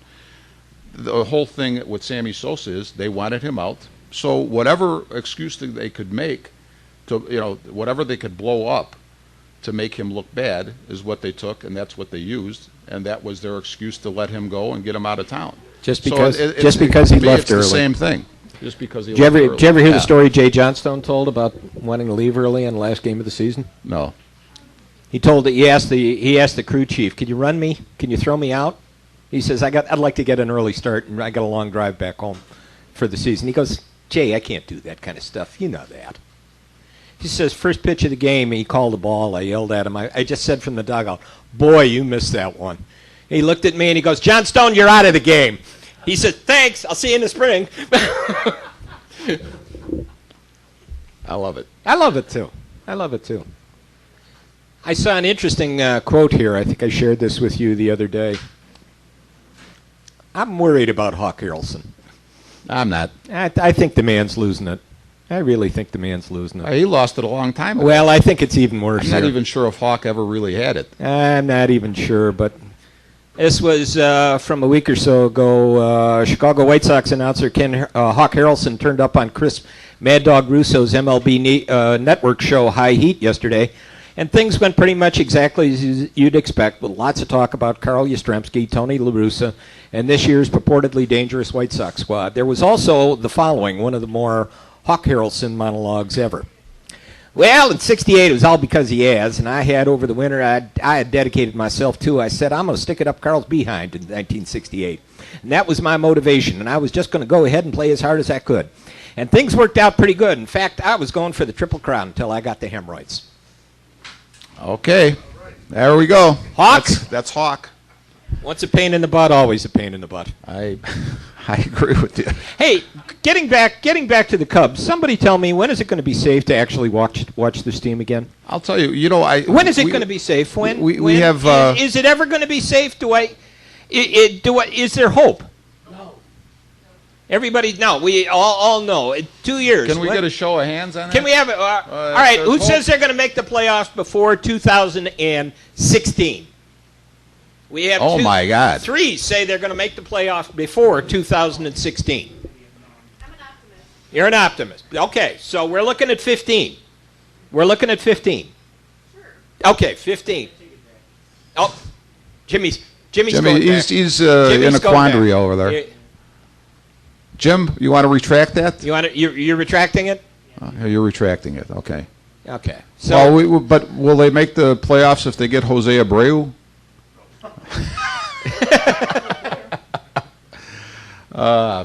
Jim, we've been going over this territory for a long time, but obviously not in front of this audience. But we know that the Cubs are stuck in the doldrums for the immediate future, and I don't see him getting out. You know, I noticed. Did you see that Hamill, the guy they picked up from the Orioles, had another good outing? Yeah, I wonder how many draft picks he's going to bring. He pitched. How many minor leaguers is he going to bring? I guess you would say, though, if you took Hamill and Mahalam, and who did they get rid of last year? Feldman and Garza. And we'd have a pretty good pitching staff, and we actually could maybe build a team around that. But since we've traded them for all these prospects, and I noticed that C.J. Edwards down in, where is he, in Double-A? He just went down with an arm injury. Yeah. So Mike Olt is up with the big club hitting 185. And where are, Pedro Strop, you actually were so ticked off about Pedro Strop's performance in one game last week that you texted me and you were ready to give up your membership in Cubdom. I was going to fire him. You were going to fire Pedro? I was going to fire the whole team. He's one of our prospects. I know. And Jake Arrieta is on rehab down in Iowa or somewhere like that. So all of these wonderful prospects that we've gotten, in trades for guys who were actually major league players, when are any of them going to pan out? I don't know. When you see, you're just busy studying your scone. That's all you're doing. Good. And it's good too. That's all you're doing. You don't have your mind on this subject. You're thinking about Fanny and Schmo's coffee and scones. Scones and bacon and you see what you're doing to our show here, Steph? You're ruining Jim. That's why he thinks about everything else. We distract people, it happens. That's it. When she puts her pictures of food porn up on Facebook, that's just, Exactly. Pound cake just out of the oven. All right. Come and get it. Ooh, baby. Now I forgot where I was going with this. Yeah, you did. I know, You're so busy. I know. Are you sure you don't want to talk about the BABIP? Let's talk about BABIP. The BABIP. Does everybody, Since you become such an expert on analytics, and tell us about the BABIP. Jim on this show is always hitting me with the analytic, all the acronyms for the analytics, the WAR and the WHIP. And so I figured, I was going to do a little show prep. So I started to read USA, very little as possible, actually. But I started to read USA Today Sports. And they had an amazing stat in there, one that's, it's coming to fruition here in Major League Baseball. It's called the BABIP. And BABIP stands for batted balls in play. And batted, I thought it was an Italian curse, actually, when you said it to me. The theory BABIP! The theory behind the BABIP is that the more balls you put in play, obviously the better your batting average is. So, actually... Now, you said it would be an Italian. What did you just say? Italian curse. An Italian curse word. But it can also be as I did a little show prep too. After that, can also be a reflection of how good the defenses are that you're playing against. Lower your button. No. That doesn't. Well, here's the thing though. You don't want to get caught with an average or below average BABIP. Okay, no player wants a below-average BABIP. Okay? God, that sounds dirty. We all want to have above-average BABIPs in the major league. So that's why I think it's such a great stat. Okay. The BABIP. All right. The BABIP. You don't want to go. You don't want to go into play with a subpar BABIP. You don't want to go into play with a deflating BABIP. So I would say your BABIP is very important. There is medication available. No, we're off the Clippers. About the deflating BABIP? Yeah, they got BABIPs over there. That was actually Sterling's problem, is the BABIP wasn't inflated enough.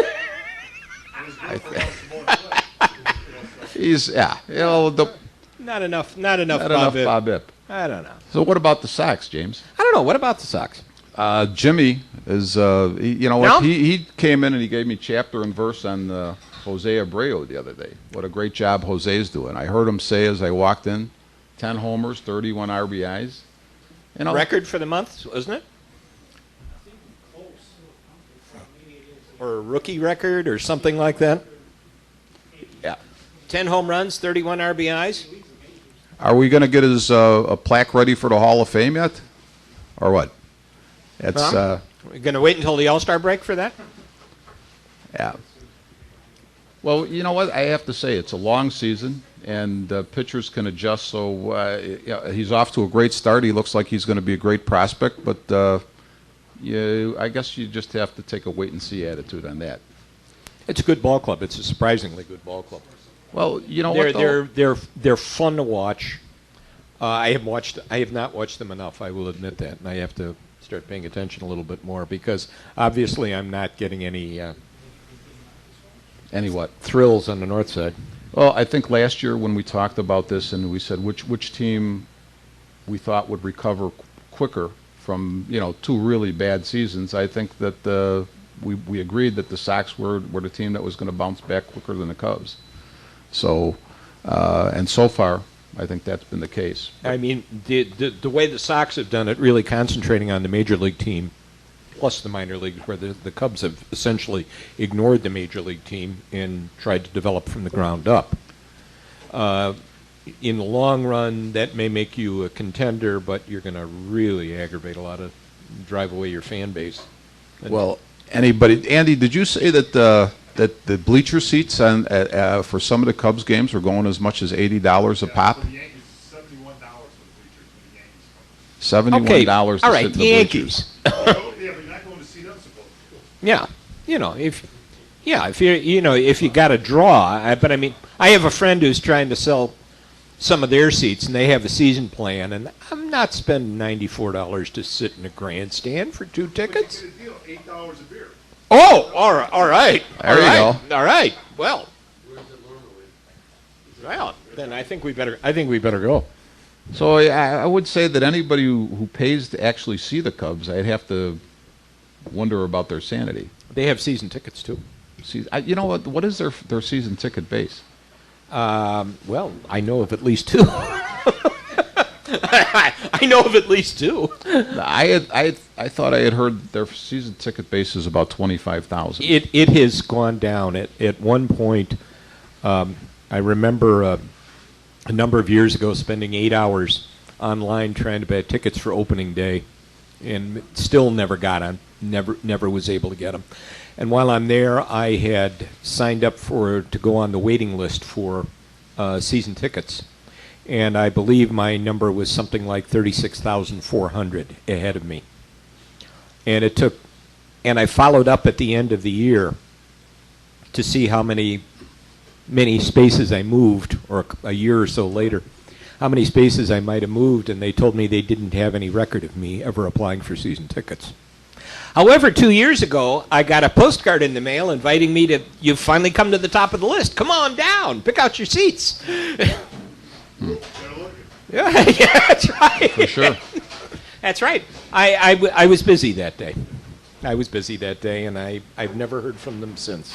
So do you think the Sox will contend for the rest of the year, or where do you think they're going to be? I think they might contend for a wild card slot, but I think they're going to wind up third. You think they'll wind up third? I think they'll wind up third. Well, I know that when we predicted, Andy actually had the same prediction that I had. We're talking about Cubs 90 losses. What do you think the Sox will do? 82 and 80? 79, 83. Okay. Yeah. Yeah. I can't see anything else. Let's take a break.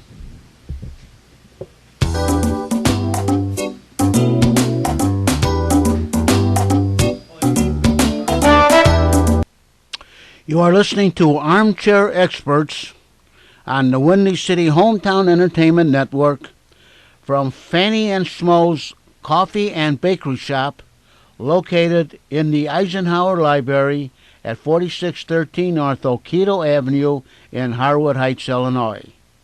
And now back to Jim and Rich.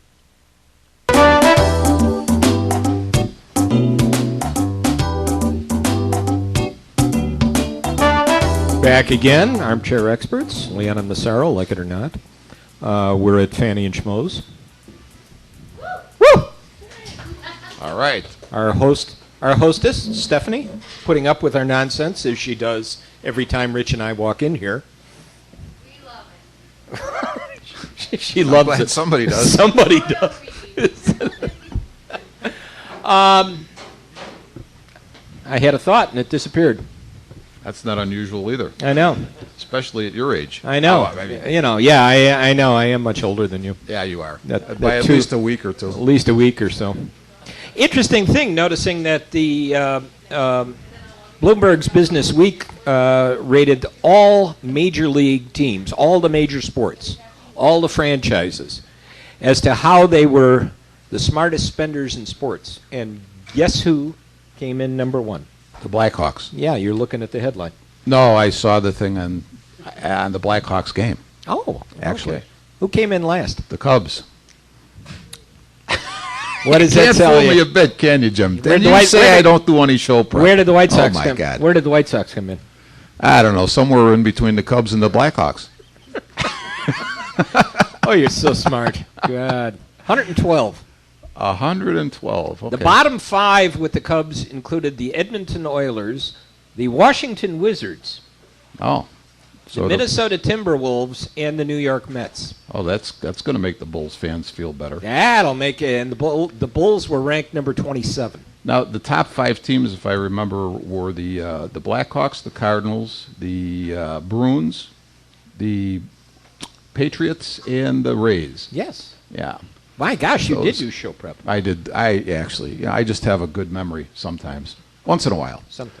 So if you were given the dollars to spend at the corner of Addison and Clark Street, what would you do? First of all, I'd try to figure out how to sign Samardzija, because you got to build somewhere. You got to build with something.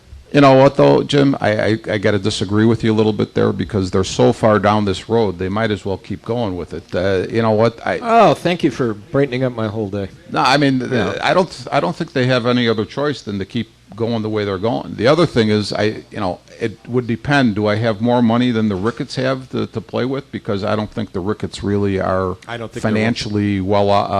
I don't think they're in the same league with the rest of the owners of the league, and I think that's the major problem. I don't think it's so much Epstein or who the manager is or who the players. I mean, obviously the players are not good players.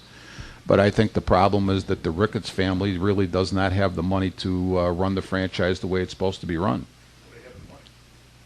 No, I don't think so, Andy. No, I'll tell you what. I think what's happened is that Joe Ricketts gave them, he bankrolled them initially, but he's not going to put any more money into that franchise. So they're on their own, and I think that's why you see all this bumbling and fumbling around. I don't think that he's saying, okay, this is what you got, now go with it. And this is what they've done to this point. What they've had the franchise for 4 or 5 years, and 4 years. they've done nothing but go backwards.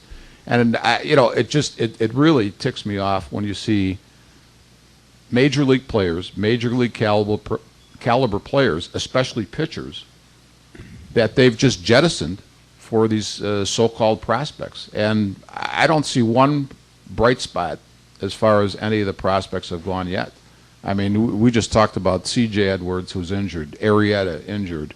You got Vizcaíno, who came over in the Mahalam trade, injured.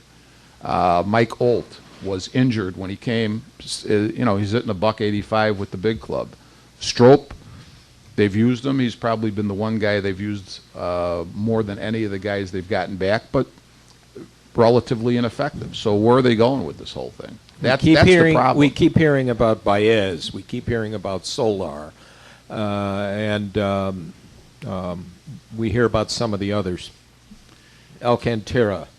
You do, but I think even You don't now, hear any pitchers. That's the problem. no pitchers. You don't hear pitchers. Here's the other thing. Say that you get these guys up and say, and it's a big if, but say all of the prospect that you just named actually become serviceable major league players. The chances are you're going to have some that are okay. You'll have some that are solid.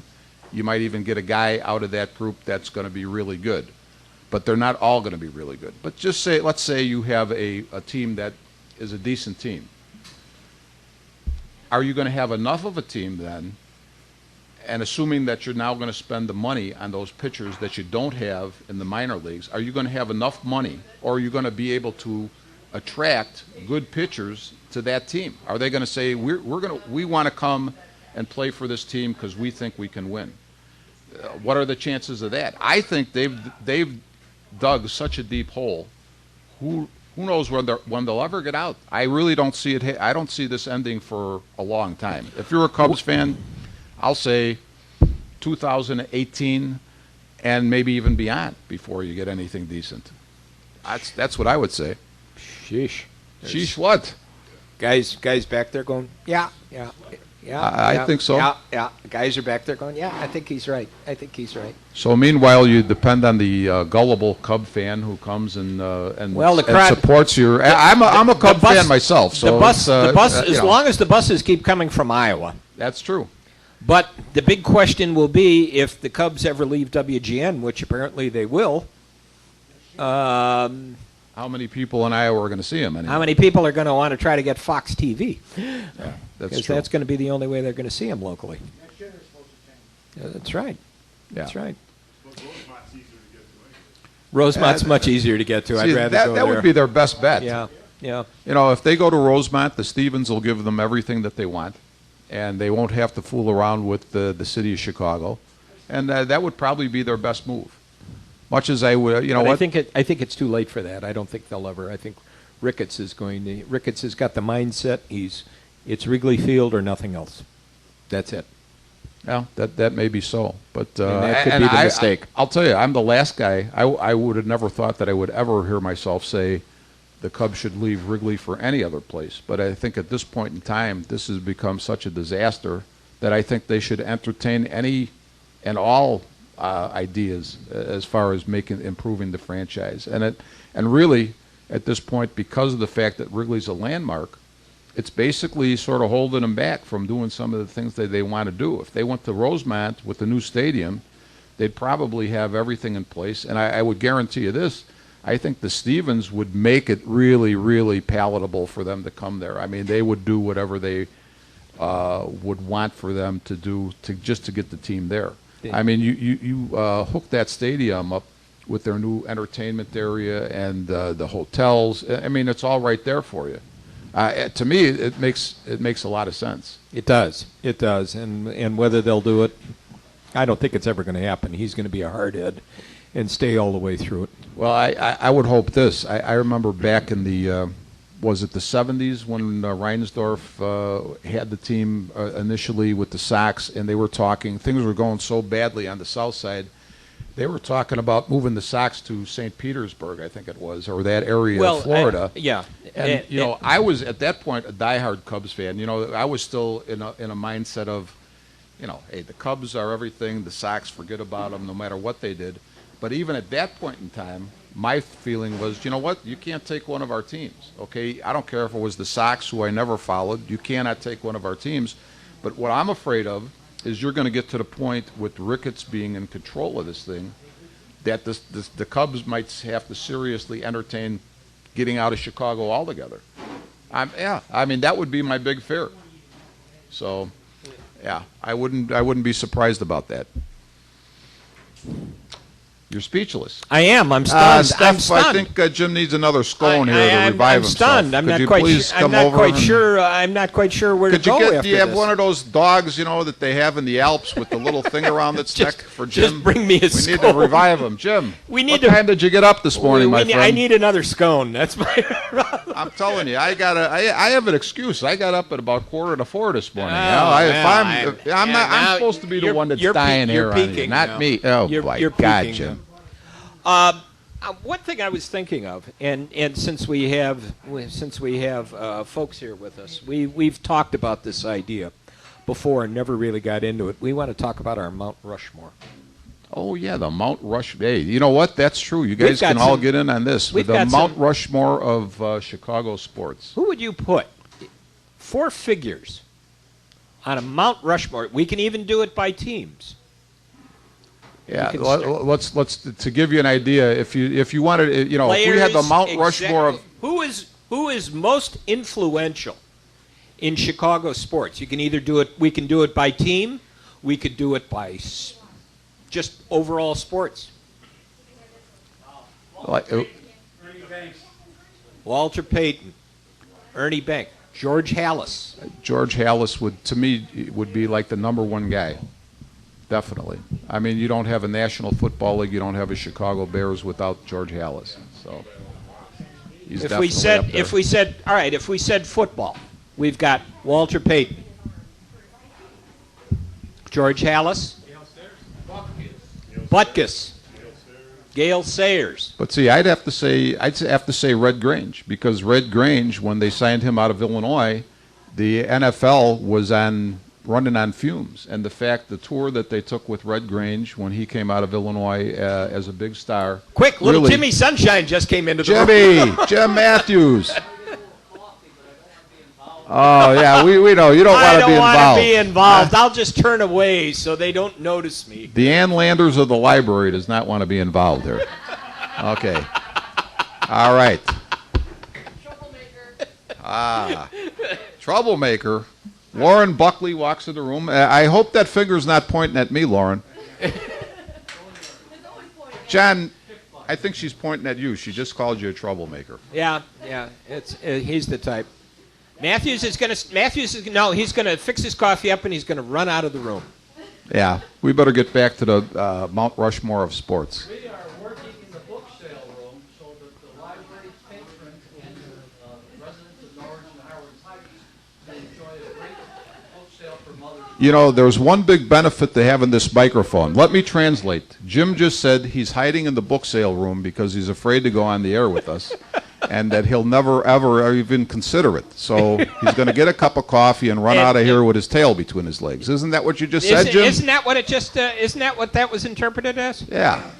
I have a unique way of interpreting things, but I thought that's what you said. Sitting over here with my buddy Rich. Oh, okay. Oh, he's going to stay in Hey, the room you know with what? us. I'll tell you what. Andy has come up with some ideas. Andy, you want to sit up here with us for a little bit, or no? Yeah. All right. Andy. Hey, you can start talking about the 49ers stuff. Talking about too much. All right. All right, the Mount Rushmore. What else? What else are we talking about? Are you going to do the Mount Rushmore of the 49ers? What was that? Not the 49ers. The Cubs conversation was pretty good, though. Cubs conversation? Where do you want to go with that? Well, it depends. When you're talking about four heads, is Sammy Sosa still on the juice where he needs room for two for himself? Yeah, he has two. Okay, so he's got two. All right, okay, that's good. That's good. So, Hey, all right, Cubs. Give me four for the Cubs. Sosa. well, With we or go with- back in my time, I would say Jenkins, Jenkins, I would certainly Billy agree. Williams, Billy Williams. Randy Huntley, Ernie Banks. Ernie Banks. I mean, all those old Cub players when they actually played When ball. they played ball? Yeah. Yeah.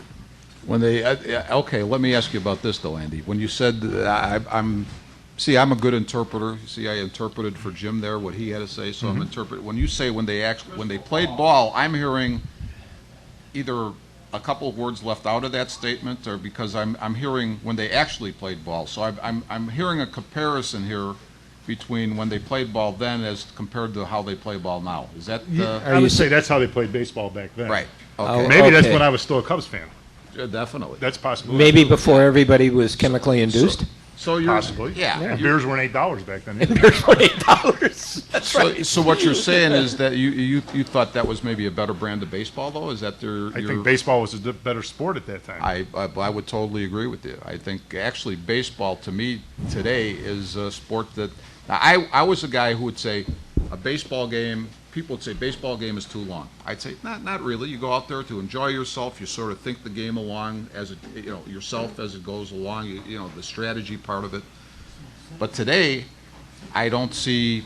I have some real pet peeves, as Jim knows, with baseball, and I agree with you. I don't see baseball being the game that it was. It doesn't interest me anymore, really. Would you the have way it sat? used to. Would you have sat through a 9-inning game the other night that went 4 hours and 6 minutes? I would have sat through it. 4 but- hours and 6 minutes to play 9 innings. No. Jeez.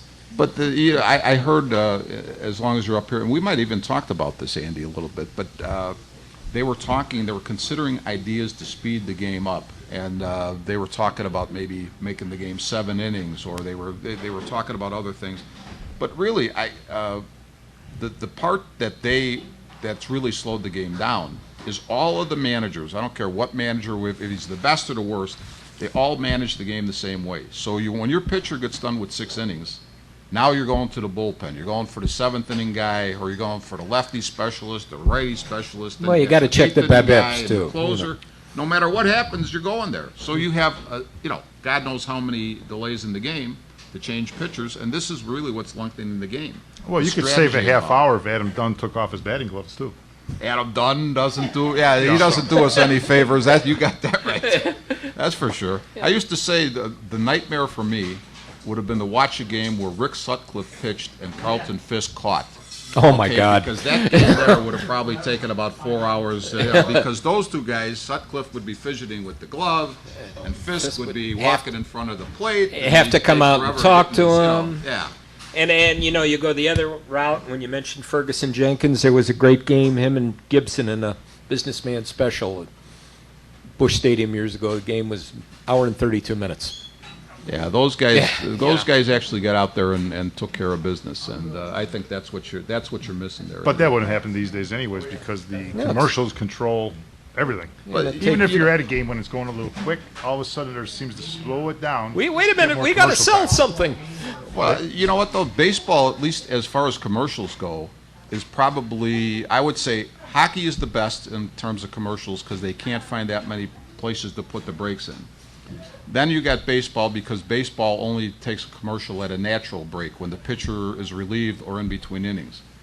Then basketball, actually, the coaches Builds. wait for the 5-minute commercial timeout, so They- that's they that's build probably it in. next to worst. But football is the absolute worst because that game is a game that actually should take about an hour and a half, 2 hour tops, and they're going 3.5 hours, and it's strictly because of the commercials. The players and the coaches have nothing to do with it. TV is running the show, and that's why you're seeing 3.5 hour football games. Almost had a chance one time to sub for a friend of mine, being the commercial producer or the commercial director at a college basketball tournament game. I said, "What do I need to do?" He said, "Just wear the headphones, and when you hear it in the crowd, and when you hear the voice from the truck in the crowd, stand up, put your hand over your shoulder, and yell to the ref, 'We need one!'" The timeout. And days, that yeah. timeout then. I remember when I was a kid, my grandfather was a season ticket holders for the Bears, and they played at Wrigley, and the game started at 1 o'clock, and we were sitting in the bar across the street at 3. Because I remember sitting there, I was watching the AFL game because their game came on at 3. So that game actually took less than 2 hours, but they didn't have the commercial breaks at that point in time. So, but. You know what? The TV giveth and the TV taketh away because in reality, you don't have as many teams in the league without TV. You don't have the salaries that the players make. I mean, when I first started watching pro football, the squads were 33-man squads. Now you have a 53-man squad, so you have specialists for everything, and they're all paid. And without TV, I mean, again, TV is a great thing for the game in one sense, but it's not so great in another. So, but that's the end of the sermon there, Jim. Thank you there. Pipe in, will you? Thank you, Dr. Radio. Okay. I appreciate that. Yeah. Anything else you'd like No, to I was expound waiting to? for Andy to say something. Oh, I was waiting. I'm busy listening to you. You're entrancing me. You're entrancing me. Yeah, there we go. I like that. Oh God, I've never heard the words in trance used with Massaro. That's true. You know. You hear a lot of words when you come over to Mariano. I've said many of them too. Really? I've said many of them. So, Andy, why don't we get back to this idea of the Why don't we get back to the Mount Rushmore Rushmore? Yeah. How about football-wise? Do you want to do the 49ers or do you want to do the Bears? Do a 49ers. You're a 49ers guy, aren't you? Yeah, no, it's too hard because the mountain's not big enough.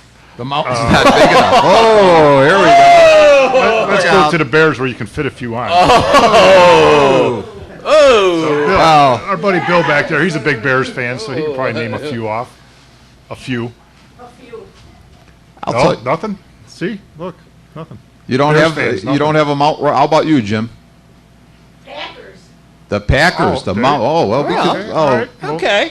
You got to start off with Curly Lambeau and Vince Lombardi, I would say. absolutely. Yeah. No question about that. The one guy's got a stadium named after him, and one guy's that got the Super Bowl trophy named after him. That's So right. those are pretty big names. Yeah, but your Brett Favre should be on there too, Absolutely. with the cheerleader. Yeah. Absolutely. And With the cheerleader.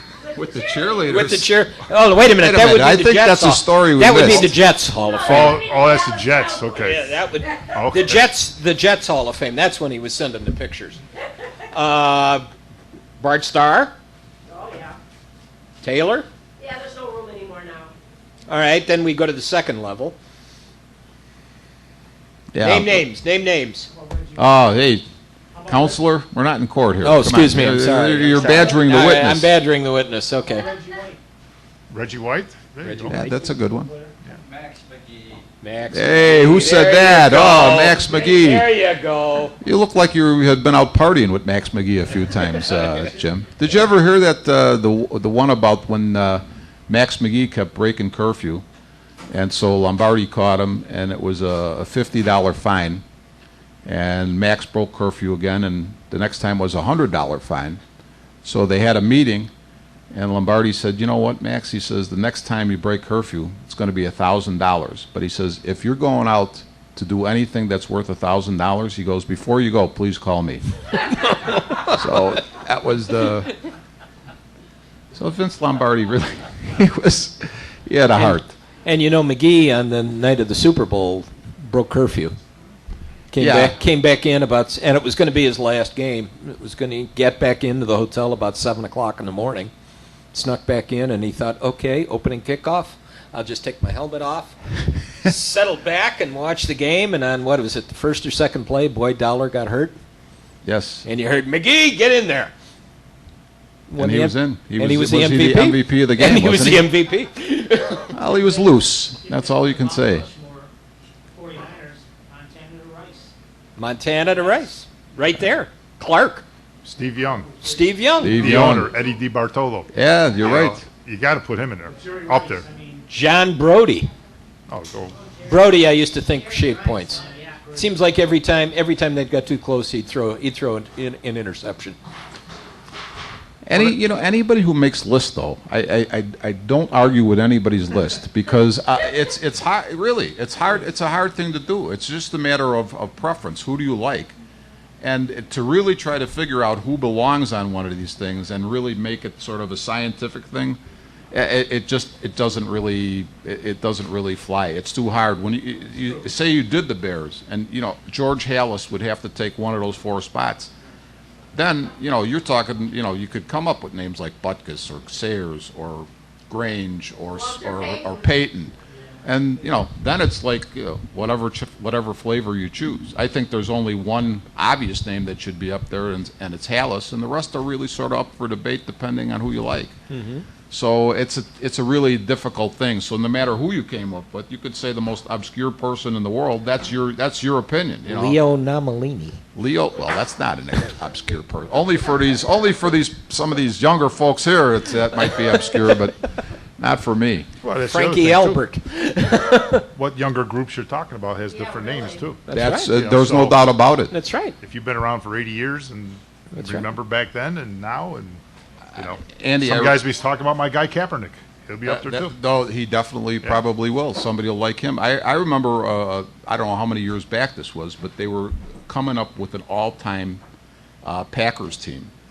And as head coach, the guy that they picked, it wasn't Lambeau, it wasn't Lombardi, but it was Lindy Infante. And Lindy Infante had a few good years. The Pack had been down on their luck. Lindy Infante had come back. They had won a few. They'd had a few winning seasons. So he was the flavor of the month. He was the fans picked him as their all-time coach for the Green Bay Packers on their all-time team. So that's just to make the point of it's a generational thing. If you're growing up in this generation, you're going to like this generation's players. We grew up in another generation, we like that generation's players. And that's what really makes sports interesting. That's why we sit and talk about this. Yeah. That's why I was looking at this article that was in the current edition of Sports Illustrated. The sports writers. Oh, the old sports writers. The old sports writers on TV. Yeah. And those were the guys that probably kind of triggered the idea early on. Now, gee, wouldn't it be fun to sit around and talk sports? Yeah. For this, well, and I mean, when you think about that, for those who may not have seen the show, and Dana, growing up in Michigan, you probably never saw the sports writers on TV, but there were 4 guys Bill Jouse, who covered sports for 50 years, mostly with the Tribune. Bill Gleason, who was a grouchy old guy. Mm-hmm. Ben Bentley, who was a boxing promoter. And Rick Tellender. In those days, he was just a kid. And the cigars would get fired up, and Tellender would complain about the cigar smoke, and then they'd talk for an hour. And everybody kind of talked like this. Nobody was slick, nobody was smooth, they all kind of talked like this. It was sort of unique. Except for Tellender. Because you didn't hear that type of thing. I as you're saying this, Jim, I'm thinking when I was a kid, I would have probably given anything to, if you would have told me there was going to be an ESPN, ESPN2, ESPNU, and all the other sports stations that are on, I would have said, oh my God, I died and went to heaven. But now as an adult, with all of these things that are on, I'm like, you know what? I heard enough already. I mean, you have 3 sports talk radio stations in town. You got us gabbing, although, you know, who's listening? And you have 24/7 sports on ESPN. And you know what? It actually gets to the point where, as somebody who really enjoys sports, which I do, I like to watch the games on the field. When you hear, you know, once in a while I'll come home and the kids will have ESPN on, and you'll be hearing them, you know, they're trashing people. I mean, because that is basically what gets ratings. And to me, that's really not what sports is all about. And I know, you know what, we criticize some people as well.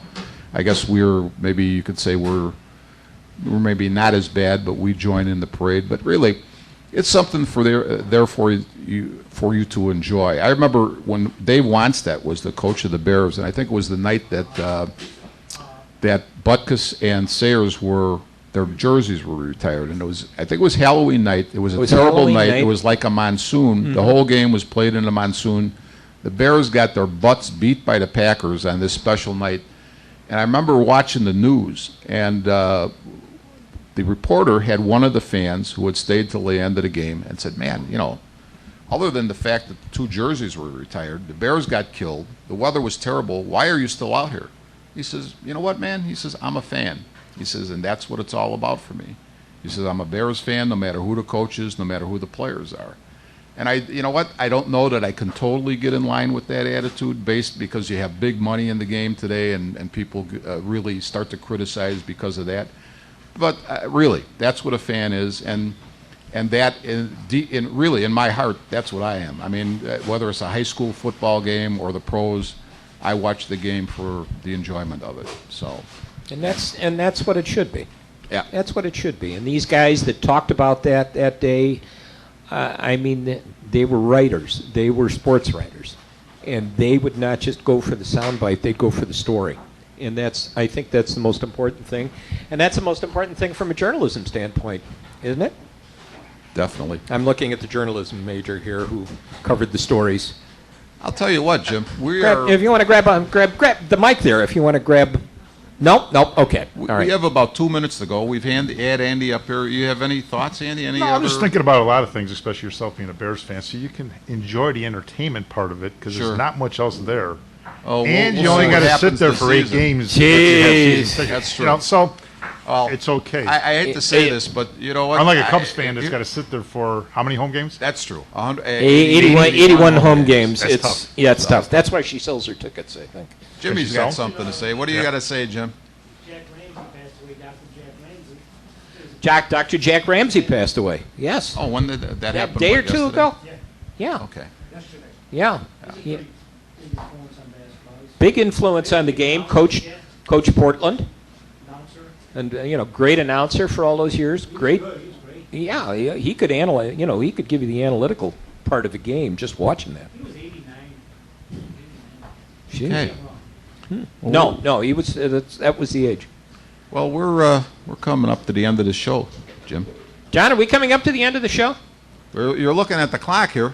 I don't know. You were looking at the clock. I am looking at the clock. You must. You I can't have wait another. to get out of here. I haven't had a. You know what? I haven't. Oh, not to get out of here. I can't wait to get up to the counter so I can have a scone. I thought maybe you had another award you were getting. You had to get to the awards. Well, I have numerous awards I have to pick up this week. So yeah, that's later in the week. All right. Hey, we had a lot of fun here today. Yeah, we appreciate it. I hope you guys enjoyed our nonsense, and we want to thank our our host today, Joe. Joe, Steph, thank you. We had a lot of fun. Thanks to John DeVita. Thanks to Alex, working hard back there. All right, thanks to everybody who joined in. We will see you again, I don't know, sometime again. Yep. Whenever we do this again. Thanks for listening. Thanks, and everybody. Goodbye, everyone. Bye-bye. Thanks, Andy.